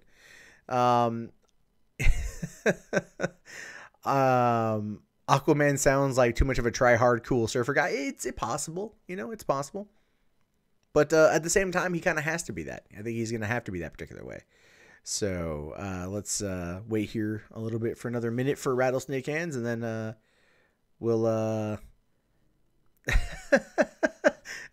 Lex Ruthless says here, Aquaman sucks. He's nothing but a poor imitation of Conan now. I don't know if that's entirely true. I have no idea if that's entirely true, but I feel like Aquaman needs to maybe be something like that in order to resonate well with the audience. Getting Khal Drogo to be Aquaman and have him kind of be, like you could say like a surfer punk rock type guy. I think or a surfer type dude. I think this is gonna work out well. I do, because they're making him more fun. They're gonna joke like, oh, you can talk to fish, but they're gonna have a lot more entertaining with that. So he's the Drax the Destroyer of the franchise. That's a very good point to make right there. So there's that. Oh, Patriots fan, South Park Phone Destroyer game's out now. I have to go check that out. All right, Rattlesnake, I'm gonna move you out, and bring in someone else, man. Let me know when you're back. Okay, so we're gonna bring in oh god, he said his name, Angelis. And what? I fucked that up. Andreophilus. He said it in the chat. He typed it out phonetically. I'm just so lazy. There you go. Oh, hey, man! South Park Phone Destroyer game's out now. I have to go check that out. Wow, that delay is actually pretty long. Holy shit! Can you hear me? I can hear you. Yeah. Can you hear me? Oh, cool. I muted the thing because I realized I was causing echo. Can they hear me? I'm pretty sure they can hear you now. There's also going to be there's a solid 30-second delay or so. Awesome. Also, it's Marquis Andrealphus. God damn it! Can you get an easier name? Marquis, I can remember, which I did pronounce that correctly the first time. Okay, so I was wanting to know if you would do like a little advice series or some similar such shit, because I've tried to do YouTube several times, and I wind up rage quitting. And now that I have a Patreon, I feel like a dick every time I rage quit, because now I'm letting some dude who gives me $1 down. Yeah, I know that feeling. I also feel like a dick pimping my Patreon, right? Yeah, dude, it's amazing. I have at least one. I've never linked it in a video. Well, I started my Patreon like 4 fucking years ago. Like when it first launched in 2013, I'm all like, this seems like a good idea. I'm going to try my hand at getting people to donate money for me making videos. And then Gamergate happened, And then when Gamergate happened, there was that big like anti-shilling narrative at the time. You know, like no one can make money on YouTube. And then they're like, but Matt has a Patreon, you horrific shill. I'm like, I've had mine for a year, you dickheads. You know, no one cared a year ago, but now all of a sudden, homeboy makes $100 a month and you're all fucking wetting your panties over it. And then, of course, now people are making like, you know, $20,000 a month. And it's just like, how do I get to that point? I understand what you mean about rage quitting YouTube. I've wanted to do it multiple times. I'll never forget my first like debate with one of those alt-righter fuckers. First thing he asked me, and what hurt so bad is he was being legitimate. He was trying to build a bridge. You can see my face, and I hadn't grown a beard yet. I looked pretty effeminate. He asked, just to make sure this is a friendly debate, what are your pronouns? And, ooh. Oh, yeah. Yeah. I mean, I haven't had that in real life yet. I've had one of my friends come out as trans in like 2010. And like, I just didn't care. I'm like, cool, good for you. Like, congrats. And then she got like really social justice worry on Twitter or on Facebook. And one time I used the word retard and what I felt was a correct usage of the term, even though it was a pejorative. And then I got that whole like tone policing thing. Like, you shouldn't say that. That's not correct. And so I came back with the dictionary definition. I'm like, this is what I was referring to. Don't be a fucking retard. Yeah, and so she wasn't happy on that one. I'm a bit younger than you, though, so I grew up with this weird generation of people that for like sophomore year said they were trans, and then dude, I lived through the bisexual phase, man. Okay, like, not that I was personally bisexual, but when I was in high school, it was all about the bisexual kids. That was the big thing. That was your generation's trans awakening. We had the bisexual kids when I was in high school, like the guy that would basically at this point be seen as an effeminate goth. You know, who's like, oh, I'm totally bisexual. So my joke back to that was, so you just want to have your cake and eat it too. Like, not against it, but just acknowledge what it is. The high school where I went my first 2 years was literally in between a cornfield and a soy field, and they owned the soy field. So very different experience. And I was a bisexual goth, and back then it wasn't no phase. You could get curb stomped for that shit. I had to get mean. That can happen. Yeah. Well, no, I mean, but when I was in school in the late 90s, so for me, that's like, that was what was happening then. No one really cared that the person was bisexual. It was more like their attitude surrounding it, you know? And it's the same thing that happens with someone's trans, and they come out and they say, oh, I'm trans, and they expect the world to like stop and applaud them for it. Right. Like, that's the mentality that like we had in high school. The guy who was bi, like, because we had like, you know, I lived in a suburb of Portland, Oregon. You know, we had like a couple gay kids, but the bi kid was the token kid, the token bi kid. Everyone was like, oh, I want to be his friend. He's so trendy right now. That existed a little, but they never wanted me to be a part of it because I kept introducing myself as half faggot, and that's just not politically correct. Listen. You need to bring that back, okay? Yeah. You need to bring that back because that is hysterical. And I think it would be very appreciative. That should be your YouTube handle. Half faggot. That's your YouTube handle. I might change it. I've gotten a little bit of recognition, but mostly on mine, so I don't think it's too late for me to do a name change. Just like, well, let me tell you this. If you have like a shitpost channel, call that that. If you if you okay, so here's the thing. What exactly is like, what's like the number one question you want advice on? Like, we'll answer that real quick. Should I split when I only have 100 channels? Because sometimes I just want to light a cigarette and shout at the camera, but only like half of my audience appreciates that. Some of them seem to kind of pearl clutch about the fact that I'm smoking, and the rest are like, fucking priceless, man. Love the facial expressions. I'm not sure if I should. Here's the thing. You how many? You said you have 100 subscribers? Yeah. Okay. About the same on mine's. Yeah, it's kind of like, I mean, you could sit there and have like your rant channel. You can have alternate channels. There are people out there that like to segment their audience off because they understand the needs and the desires and the wants of different audiences. You get someone like me who's got, I got Mundane Matt, like $3 Theater, Mundane Chats, Let's Plays Mundane Games, Forbidden Knowledge, a few other things too. I got a lot of them, and it because the audience likes things segmented. They like different things doing on different channels. But then you get someone like Mr. Repsion, who's got 540 some odd thousand, if not more now, and his entire channel is a catch-all channel. He'll do videos talking about current political events, and the next day do a video where he's doing an ASMR reading of like a butt sniffing fetish. And it's just like, that's what they do. That's, people can do different things. So you can ask your audience, but you're also like, the thing is though, you're also at a point right now where you don't necessarily want to divvy up the audience too much. Yeah. And that just has a lot mostly to do with the fact that it's you've only got 100, so you're still you can still experiment, right? You can still pull out the different videos, what they may like, what they may not like, and then go from there and see whether or not that actually benefits you. And because the idea, what you want is you want to build trust with that audience, and you want to communicate with them and see what they like, and then build from there. When you get to my level, it becomes more about what you want more than what the general audience wants, because there's so many different voices. You're not able to get proper feedback for which way to go. Okay, so I want to wait for about 5K before I weeb out on their asses. Yeah. I'd wait till, maybe not even 5K. 5K is a big number. It's a milestone. It absolutely is a milestone. I would say maybe 1,000. Wait to get to 1,000. At that point, you have a general idea for what the audience likes. It's a good number of people. It's a manageable number of people to have communication with and contact with, and build those relationships. So that's what I'd recommend for that. All right, thanks, dude. I'll stop taking up your time now. We'll let the next guy in. Thank you very much. Well, I do plan on doing streams where I offer advice, and I am currently working on a book for YouTube, as well as starting up a consultation service. Well, I will definitely pirate your book. Well, I appreciate that, fucker. I turned the ad block off, though, because you told me to. The first time I commented on your video, you told me to. That's okay. I guarantee it would happen. So it's perfectly fine.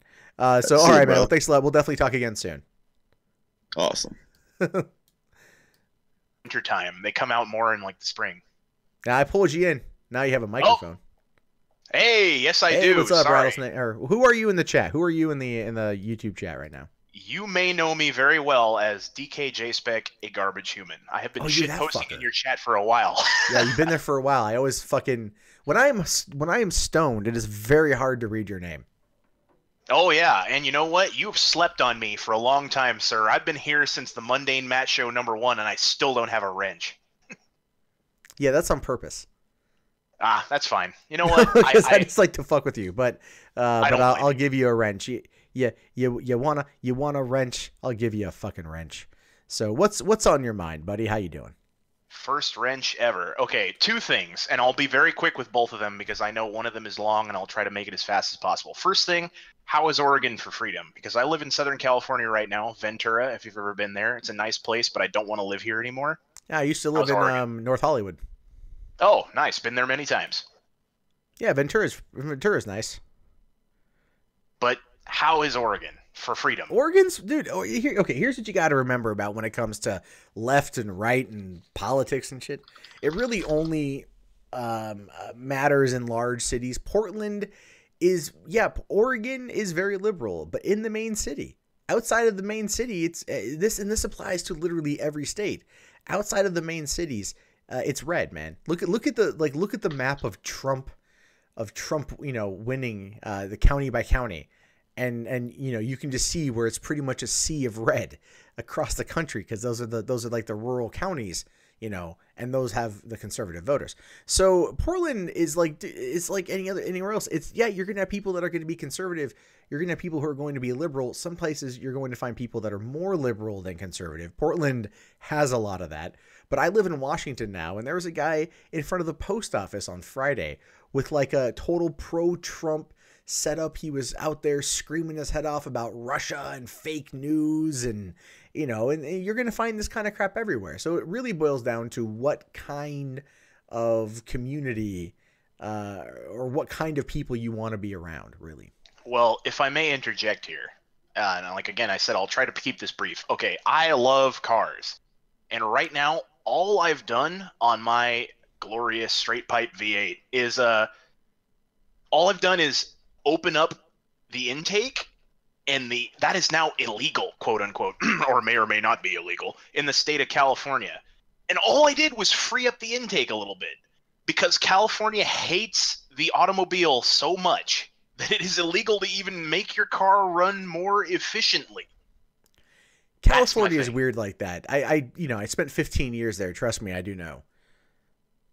Yeah, well, I've lived here from, north mid to all the way south, and I just feel like the state hates everything that I love. I like fishing, I like hunting, I like cars, I like guns. Every single thing that I like, this state hates. Huh, maybe, yeah. I mean, Oregon and Washington, a lot of people like guns, and they like hunting, they like fishing.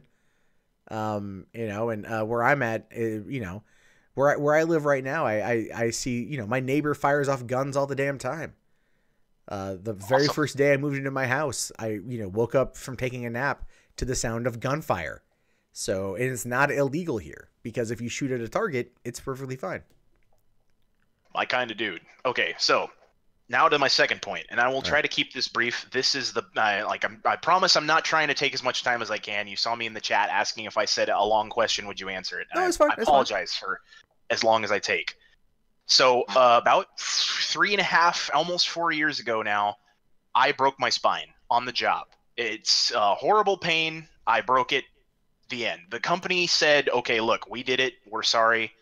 Now what can we do? We moved on here. I've gotten my surgery, L5 to S1 fusion. Spondylolisthesis is what happened. If you guys want to know, it basically is the vertebrae above the one that broke crushed the one below it into 3 different pieces. Ouch. Yeah. So it's been a long fight, 3 years. I had to get my lawyer. I had to get a lawyer. I didn't want a lawyer. I had to get a surgery. I didn't want a surgery. And now finally, qualified medical examiner, which is kind of an in-between between myself and the company, and obviously I can't say their name, said, look, okay, here's what you've got. And I know I only met with you for 45 minutes over 8 months, but this is what I think you can do. And I'm telling this guy, look, I can't sit down for long periods of time. Right now I've been sitting down for about 4 hours. My back is killing me. It feels like all of the muscles in the middle of my back are rending themselves from the bone right now. It hurts so bad, and I'm going to lay down as soon as I'm done talking to you. Well, I'm sorry to hear that. Oh, pardon me. Am I breaking up? No. I'm saying I'm sorry to hear that you're in so much pain. That's unfortunate. Yeah. I'm sorry. I'm sorry. It sounded like the call was breaking up for a second here. So the company is like, okay, the second they heard I was cleared to go back to work, they're like, cool, come back. Let's go. Let's do this. We're going to go ahead and bid for you and blah, blah, blah. And I have a feeling they're going to send me to like Compton and doing the worst job they can. And unfortunately, legally, I have no recourse to stop them. And I've been forced back to work once before. By the end of the 8th business day, I couldn't even get out of a chair before I had to call the employee care services and tell them, look, I need help right now because I can't stand up. What would you guys, chat included, do in my situation? Because unfortunately, it seems like I don't have any choice but to either go back to work and feel this horrendous pain every single day for as long as I can tolerate, or fucking put a gun in my mouth and blow my brains out the back of my head. Not that I would ever consider doing that, but it seems like the only other option besides going back to work.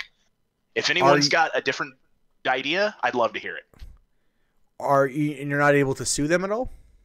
I already have sued them, and the suing led to a qualified medical examiner who said, look, you guys were in the wrong, you broke his back, here's what he can do, even if he disagrees, and here you go.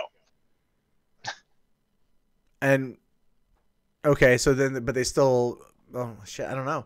I mean, did you get a lot of money out of that? Like, there's got to be a way to sue them and get compensation for the real kicker is they heard I could go back to work, and they immediately sent me about 56 different paperworks worth of stuff, and they still have yet to mention paying me at all. They do have to at some point. They still have yet to do that. Incredible, I right? would speak with an attorney and just see, sue him again. I mean, that's the thing is I think I'm going to have to go back to work and leave on disability a second time, hopefully with the use of my legs, because it is a realistic possibility I could lose it and then sue them a second time. And I'm really looking for alternatives to that. if anyone's got any ideas, if there are any lawyers in your chat or anything, I'd love to hear it. Yeah, I don't know any lawyers personally. That's just, I mean, I'm not qualified in any sense of the term to give you either medical or career advice, I guess, in this case. As just a concerned citizen, I would say speak with an attorney, find a work injury. I guarantee you there are a lot of them in Southern California, especially out in that region. And, and then go from there. Just call around, like just literally go to the phone book, fight, workplace injury attorneys, and just call and start talking to them, and see if one, will take the case pro bono or what they suggest or whatever. Because what you're looking at, if your spine was, vertebrae were broken on the job, there are people out there who've gotten hundreds of thousands of dollars for, in malpractice lawsuit earnings over very little, you know what I mean? So this is something that you might have to go back to work in some respect in order to go on disability one more time. I've heard of that happening. I've known people who have done that. Other than that, I don't think there's anything I can legally tell you. That's just what my opinion. No, I understand, and I think that's unfortunately what I'm going to have to do. I've almost come to terms with it. I mean, I've had a full bottle of wine tonight and 2 beers now. That's pretty much what I do to kill the pain, because I used to be on opiates, and they started kind of frying my brain. And I don't want to kill anybody while I'm fried and high out of my mind. You know what I mean? So yeah, no, I hear you. Now it's just kind of the old-fashioned way, because unfortunately I can get fired for doing weed, even though it's legal in California. If you believe that, I can't say what I do, but it's DOT certified, and thus I can still be fired even if I'm disabled. Yeah, it's same way in Oregon and Washington. Trust me, my mom got let go for that. It's legal here in the state, and she had smoked and got called for a random drug test, and so it's like, and she does nothing that would even remotely be impacted by pot on her job, but it happened. So I would talk to a workplace injury attorney, and just see what your options are. That's, I think at this point, literally your best bet. Hopefully you can get a settlement and then just get the hell out of the state. Yeah, it seems like that's my best bet. Unfortunately, that really doesn't help me much in the meantime. But I appreciate you and all of your fans here, all 48 of you. Hey, shout out for providing your input. I just wanted to see if anybody, maybe there was a shark lawyer out there who could hook me up or something, tell me some real secret. But it looks like the union, unfortunately, has done their best for me. And the best is just really kind of bullshit in California. Sadly, yes. Yeah. Well, you know what? I'll go ahead and step off now. I don't want to take up any more of your time. I appreciate you putting me on. It's nice to vent my grievances, if you will. I understand. Yeah, well, take it easy, man. I'm glad that you got your 150. I've been here since like 130 something. So. Well, I appreciate it, and I really hope you get it all taken care of soon. Yeah, thanks. Maybe I'll see you in Oregon soon. Who knows? Oh, I'm around. I'm always around, one way or the other. So. Right. All right, man. I'll see you later. Have a good one.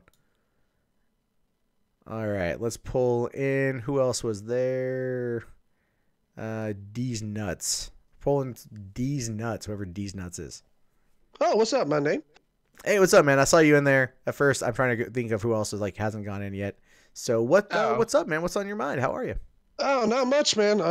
I'm over here in Texas right now. It's already 1:18 over here, so it's kind of late, and I'm sitting over here just sipping some whiskey right now. That's always good. Yeah, it's 11:18 here. I need to, when I wrap this thing up, finish watching the Star Trek Discovery so I can review it and then be done with that until January. You mean the STD, officially named after an infection of a show? Yeah. Well, oh my God, yeah. Who thought of that abbreviation? Yeah, they should just call it the Star Trek, what's something that starts with an I. So then it's something. STI, so they can't get away from it.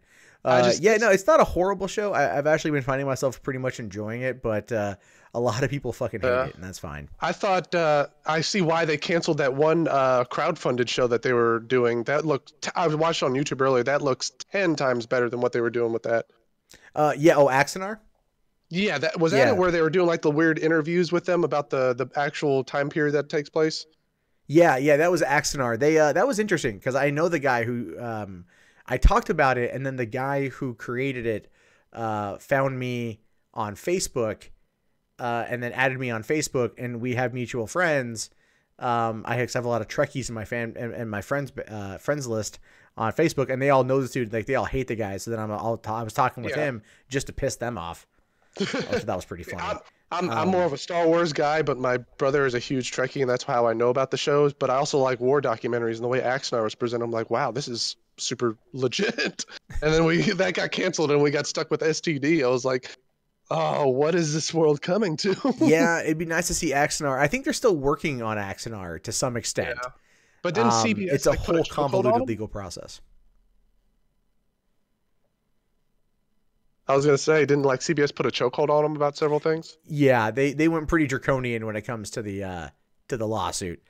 So what you want to ask? Oh, I was actually coming in because I'm actually visiting California in a couple days from Texas. So I guess I was just asking your opinion on this time of year, just how California is, and how the weather is, and what kind of things to look forward to going down there this time of year.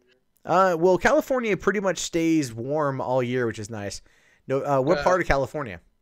Mainly family near the area of Yosemite, that area right there. We're going to be doing some hiking NorCal. out there. So that's up in NorCal area. I lived in Southern California, so I can tell you how that is. You're in Washington right now, right? I'm sorry, what? You're in Washington right now, though, right? I live in Washington. Yeah, that's like 500 miles away from where, if not more, from where you're going to be at.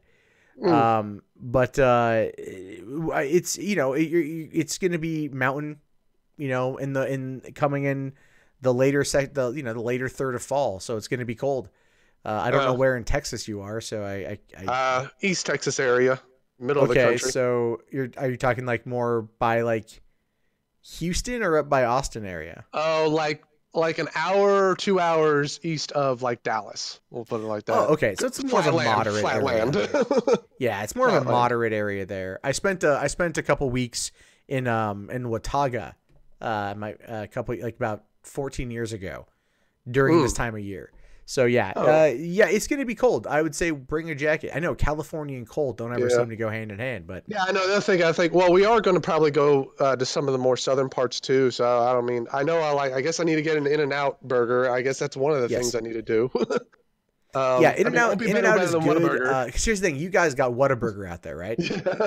Yeah. So the best people burger. who love Whataburger will go to In-N-Out and they'll be like, "Oh fuck, goddamn In-N-Out, man! Like not that good." Right, but whereas I've been to both In-N-Out and Whataburger, they're both good. You're gonna want to get it with get it animal style. Animal style. Animal style, yeah. Get animal style with a shake, and then dip your. Well, you can do this a couple ways. One, you get animal style burger. Don't get animal style fries, and then get a shake, and then dip your fry in the shake. It's fucking delicious. I see people do that all the time, dipping in the shake. I never understood that. I mean, I've seen it everywhere. It's sweet and salty. It's like a payday bar, right? The idea of sweet and salty. That's what they're going for. So I would do that. And then also Mexican food, because you live out there in Texas where they tell you that it's Mexican. It's not Mexican. Okay. It's Tex-Mex, which is shit. And I'm saying that. Wow. Oh no, I'm saying it. I'm dropping that. And it's staying there. If you get to go down to the southern parts. Oh, like, well, when I went down towards, that region, that is the hotbed of Mexican food excellency in the United States. Not so much Los Angeles. It's hit or miss there. But you'll find some good stuff. But if you go further down south towards, like, San Diego, it's amazing. It's just amazing. See, that's how it was when I went down to Austin area for a while down there. It got a lot more authentic, of course, the closer you get to the border. But aside from here, I mean, we have like taco trucks around every corner in this area too. So, and we don't attack a person just because they're not Hispanic running the truck. Yeah. What's funny was when I was goddamn, how old was I? 17. I worked at a burrito shop in Portland for like a week. It was run by nothing but white dudes, like white teenagers who did nothing but smoke pot in the back room. Well, isn't burrito American anyway? I believe burrito is either burrito or taco. I think it's taco that's American. Maybe, I don't know. Let's see. Hold on. Is burrito Mexican? There we go. No, it's Google told me. Google's like, here's Mexican food near you. Like, Now I'm hungry. God damn it. Oh wow, yeah. Well, that's what happens. Anything else though specific you think maybe I should try and see, since I'm probably gonna be bouncing all around Cali? Here's the thing though, but like, so when you're in Los Angeles, north of Los Angeles is the Grapevine. Once you get on the other side of the Grapevine, it's literally like nothing until you get to like Sacramento, right? So the whole middle section of California is this wasteland. You'll drive through it and you think you're playing fucking Fallout, right? It's horrible. Like, see, I'm from Texas, so I know I've raced tumbleweeds coming down the I-20 in Texas. So yeah, I get that. But it's just, you know how it is. You know how it is when you want to leave Texas. You drive at night. Yeah. I growing up in East Texas, anything is always like an hour drive whenever you want to see something for just to go do anything, at least an hour. And I don't now, like, hour and a half drives are just casual things to me. Trust me, I have an old school iPod with like 3,000 songs on it that I just put on shuffle whenever I'm going around. Well, it's definitely, I would say if you get down to LA, the touristy stuff's always fun. It's just a lot of people, a lot of traffic. But then again, Dallas is a huge city, so you're kind of used to that. Yeah, and I mean, just really just go for the fucking food if you can. See the coast, see the ocean. Yeah, that's always fun. I'm about to say, if I'm gonna be in like what did you say? I don't drink wine, so I'm not really huge on that. I've always stuck to whiskey. I'm also a shaved head white guy. Is there anything I got to worry about with that? Don't wear a MAGA hat. I've noticed people have been getting assaulted lately for that kind of crap. Yeah, other than that, no, you're fine, dude. No one's going to sit there and run up to you and be all like, what, you're not going to get any of that. No one's going to punch you for being white. It's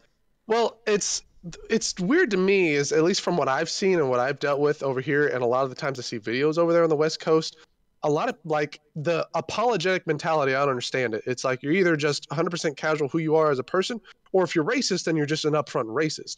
But over there on the West Coast, you have like these like oddly racist, it seems to me, apologetic white people, like they always just, the way they approach talking to people that aren't white themselves too, is they try to be as weirdly apologize.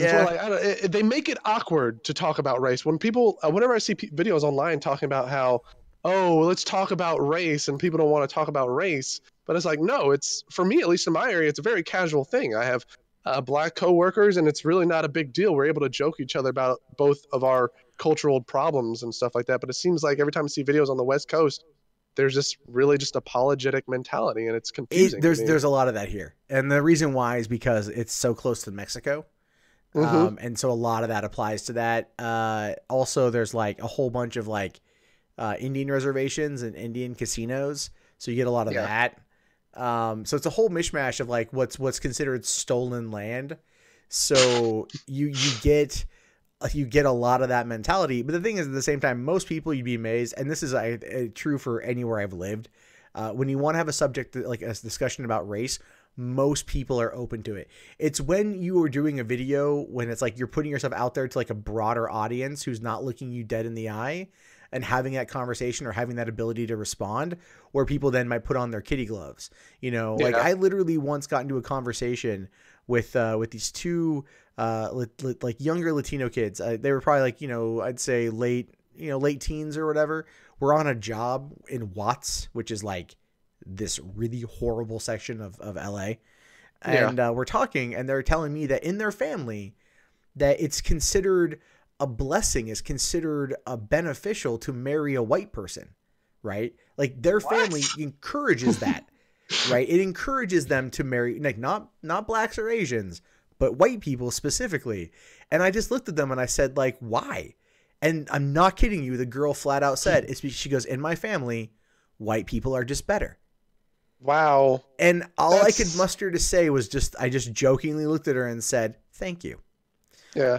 Like that was it. I jokingly said it, but it's more like, and they laughed their ass off, but I had never had that kind of blunt discussion about race before. So you will have those discussions with people. You just won't have them, you're not going to have them in videos. You're not going to have them on Twitter or social media. It requires a face-to-face, discussion. And then you'd be amazed at like how much most people have in common and whatnot.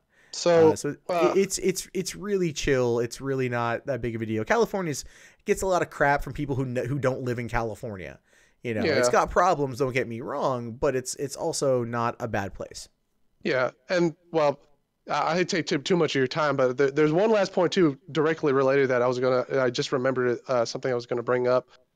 So I was working, like I said, I don't mind. Like when it comes to talking race with people, it's very casual, and people will be shocked whenever I let like the word nigga just roll off my tongue. Like it does not bother me to actually, whenever you're discussing the word, it's not part of my vocabulary. But if you want to discuss it, when people say the N word, it just seems like Louis C.K. said. That molester said, you're putting the word in my head kind of mentality, you know? And I was hanging with a black coworker, and we were driving. I actually work on an ambulance, and so I'm with the person all day. And I put on Kanye West's Gold Digger. And so I just started singing along to the lyrics out loud and stuff like that, which to me, it was just weird. It brought up this conversation after the song because I even asked him directly. It's like, are you offended whenever white people sing along to songs like that at all? And he's like, no, because it's kind of casual, like it's a song. You like, yeah, any person that kind of sings along that, it just you outward say it. But sometimes I see these people where they get offended whenever they're doing rap lyrics like that, and they have to argue whether or not it's okay to say. And that kind of brought this epiphany as I was talking about it. I'm like, isn't technically now like nigga and nigger are two totally different words, and the word nigga is now actually a pop culture word, like is actually pop culture. I'll say it, like to say that word is now pop culture because it's when you have a #1 song on the top charts that says it several times, how are you going to not say that it has an influence throughout the whole country? Well, and to be fair, in that particular context, the radio edit version was Gold Digger. And that was what the context was they just repeated the first two letters, you know, like I ain't saying she a gold digger, but she ain't messing with no broke knit, right? And like, that's how they did it. So I get your point entirely. I do think that in essence, it is pop culture based. Yeah. I was talking with a guy the other night, a black fan of mine that works at a nearby store. And we were talking, and he says, I don't care if you use that word. You know, I don't give a shit.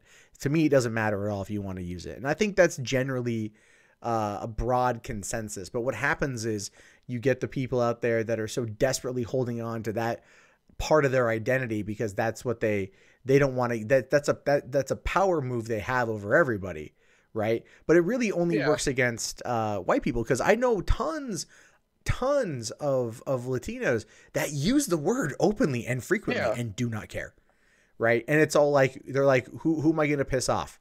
Who's going to fight me over this, right? Whereas like I've been in a situation where when I was 17, I was friends with this one guy named Carl. Carl apparently was a dope dealer. He was like a 6'5", 280-pound black dude. Great guy, love this guy. He dealt pot. I don't care. Cool, you know, capitalism. But he had some friends over who were from some northeast Portland, like Bloods or something, right? Or no, they were Crips. And I'm over there, and I'm like 17, and we're hanging out, and then, you know, they're like, who's this white boy, you know? And I'm sitting there like smoking a cigarette, like, yeah. I'm trying to picture you right now hanging out with a bunch of like gangsters right now. You know, no, I'm just like hanging out with them and shit. Like, I got like, you know, I got like fucking like FUBU shirt on and shit because I was like rolling hard, and you know. And then like Carl's like, oh yeah, no, that's Matt, that's my nigga, right? And then they're like, I'm like, yeah, you my boy, Carl, you my boy. And he goes like, no, Matt, say it.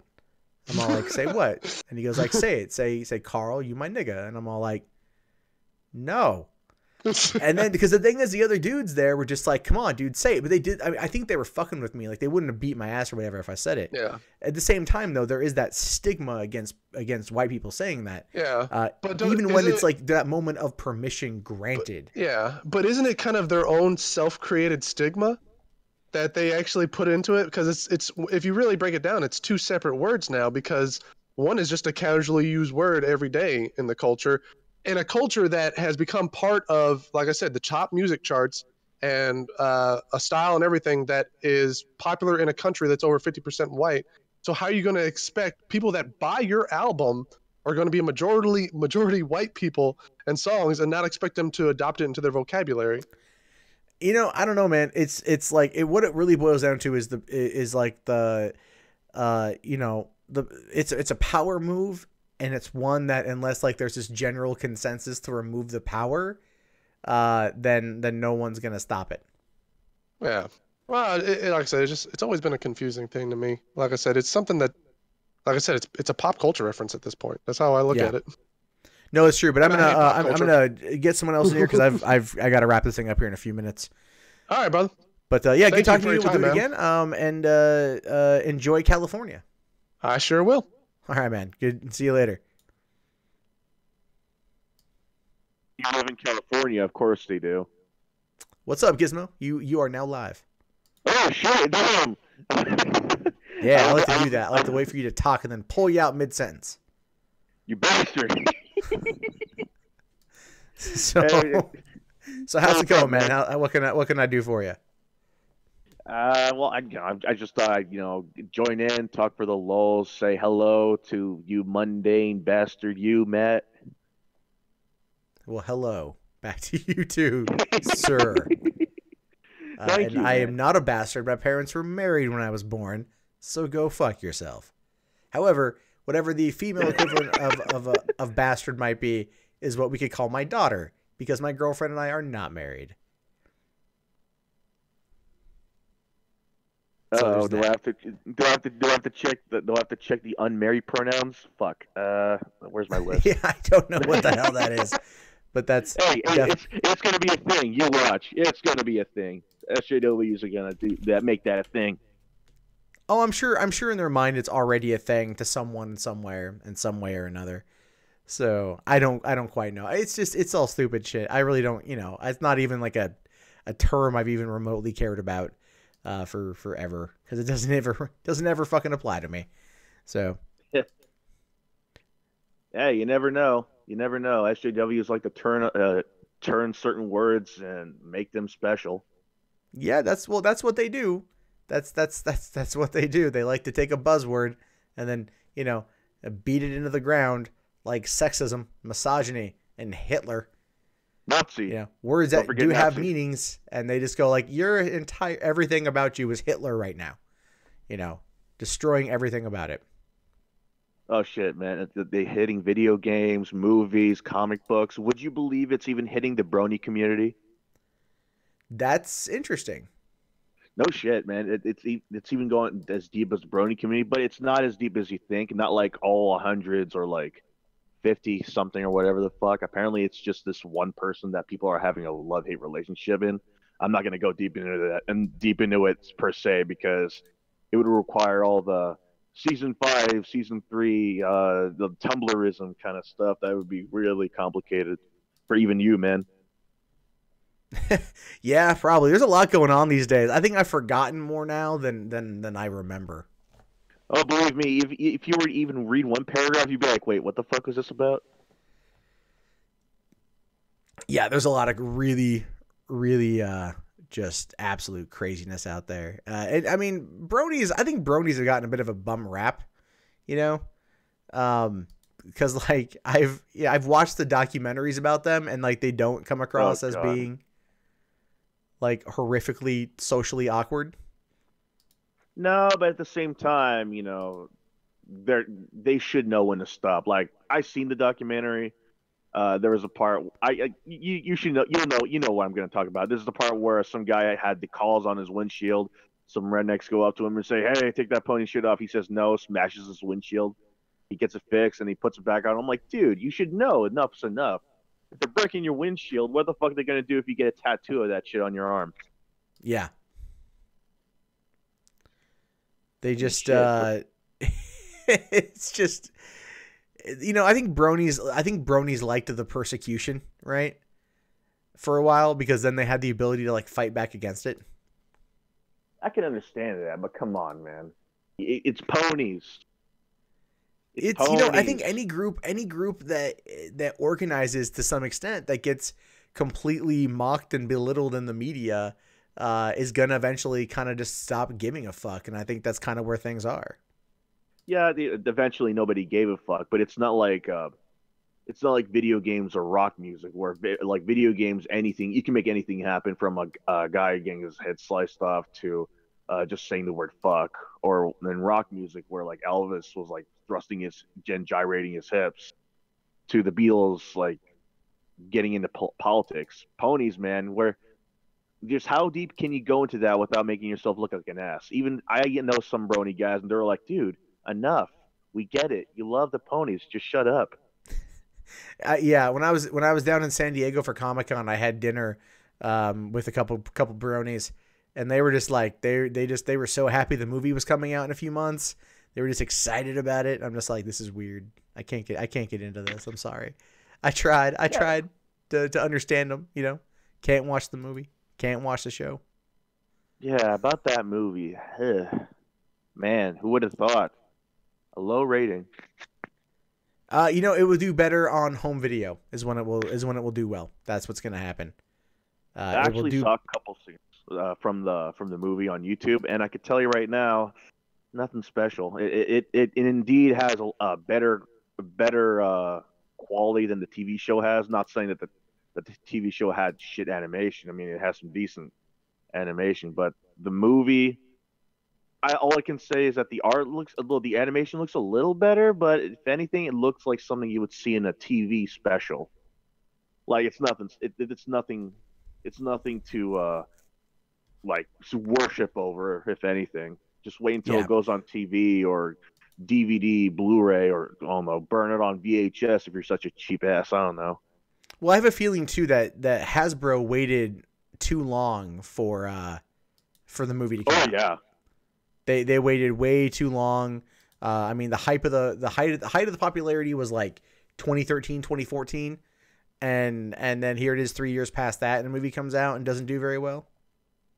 I think, yeah, exactly. They made the movie way too late. If anything, they should have made the movie like they released the movie around season 3, because by then the brony community was still in droves. Like you would see people like saying, "Oh, I'm a brony, believe it," like some Naruto shit. Yeah, I've those Naruto fans. At least that calmed down a bit. At least that calmed down a bit. Unlike the what anime group is still going strong? I don't know, man. I'm in my mid-30s. I don't know. I don't watch anime. Yeah, you being in your mid-30s, I can't blame you. Most of the anime in the past, I think you'll turn 40 by the time you're done. Yeah, I don't know. I figure with my daughter on the way, she'll want to watch stuff probably like My Little Pony. So that's probably how I'll see it when that happens. Yeah, give her something easier to understand when it comes to anime, like Sailor Moon, haha, Princess. Well, man, I have standards. Okay, I won't watch Sailor Moon. No. No way. Fuck that shit. Okay. It's like your parents walk in while you watch the transformation sequence. It's like, oh shit, honey, I didn't know it was your private time. Yeah, pretty much. Like, no. I'm not in here masturbating. I'm just in here watching anime. It just sounds the same. But all right, man. I think I'm actually gonna wrap things up because I have really got to use the bathroom. I was sitting here for over 2 hours. So. Nah, no problem, man. No problem. It was great. It was nice talking to you, man. Yeah, you too, man. You too. I'm gonna drop you back up in here. Everyone else, I appreciate you guys hanging out and enjoying the stream.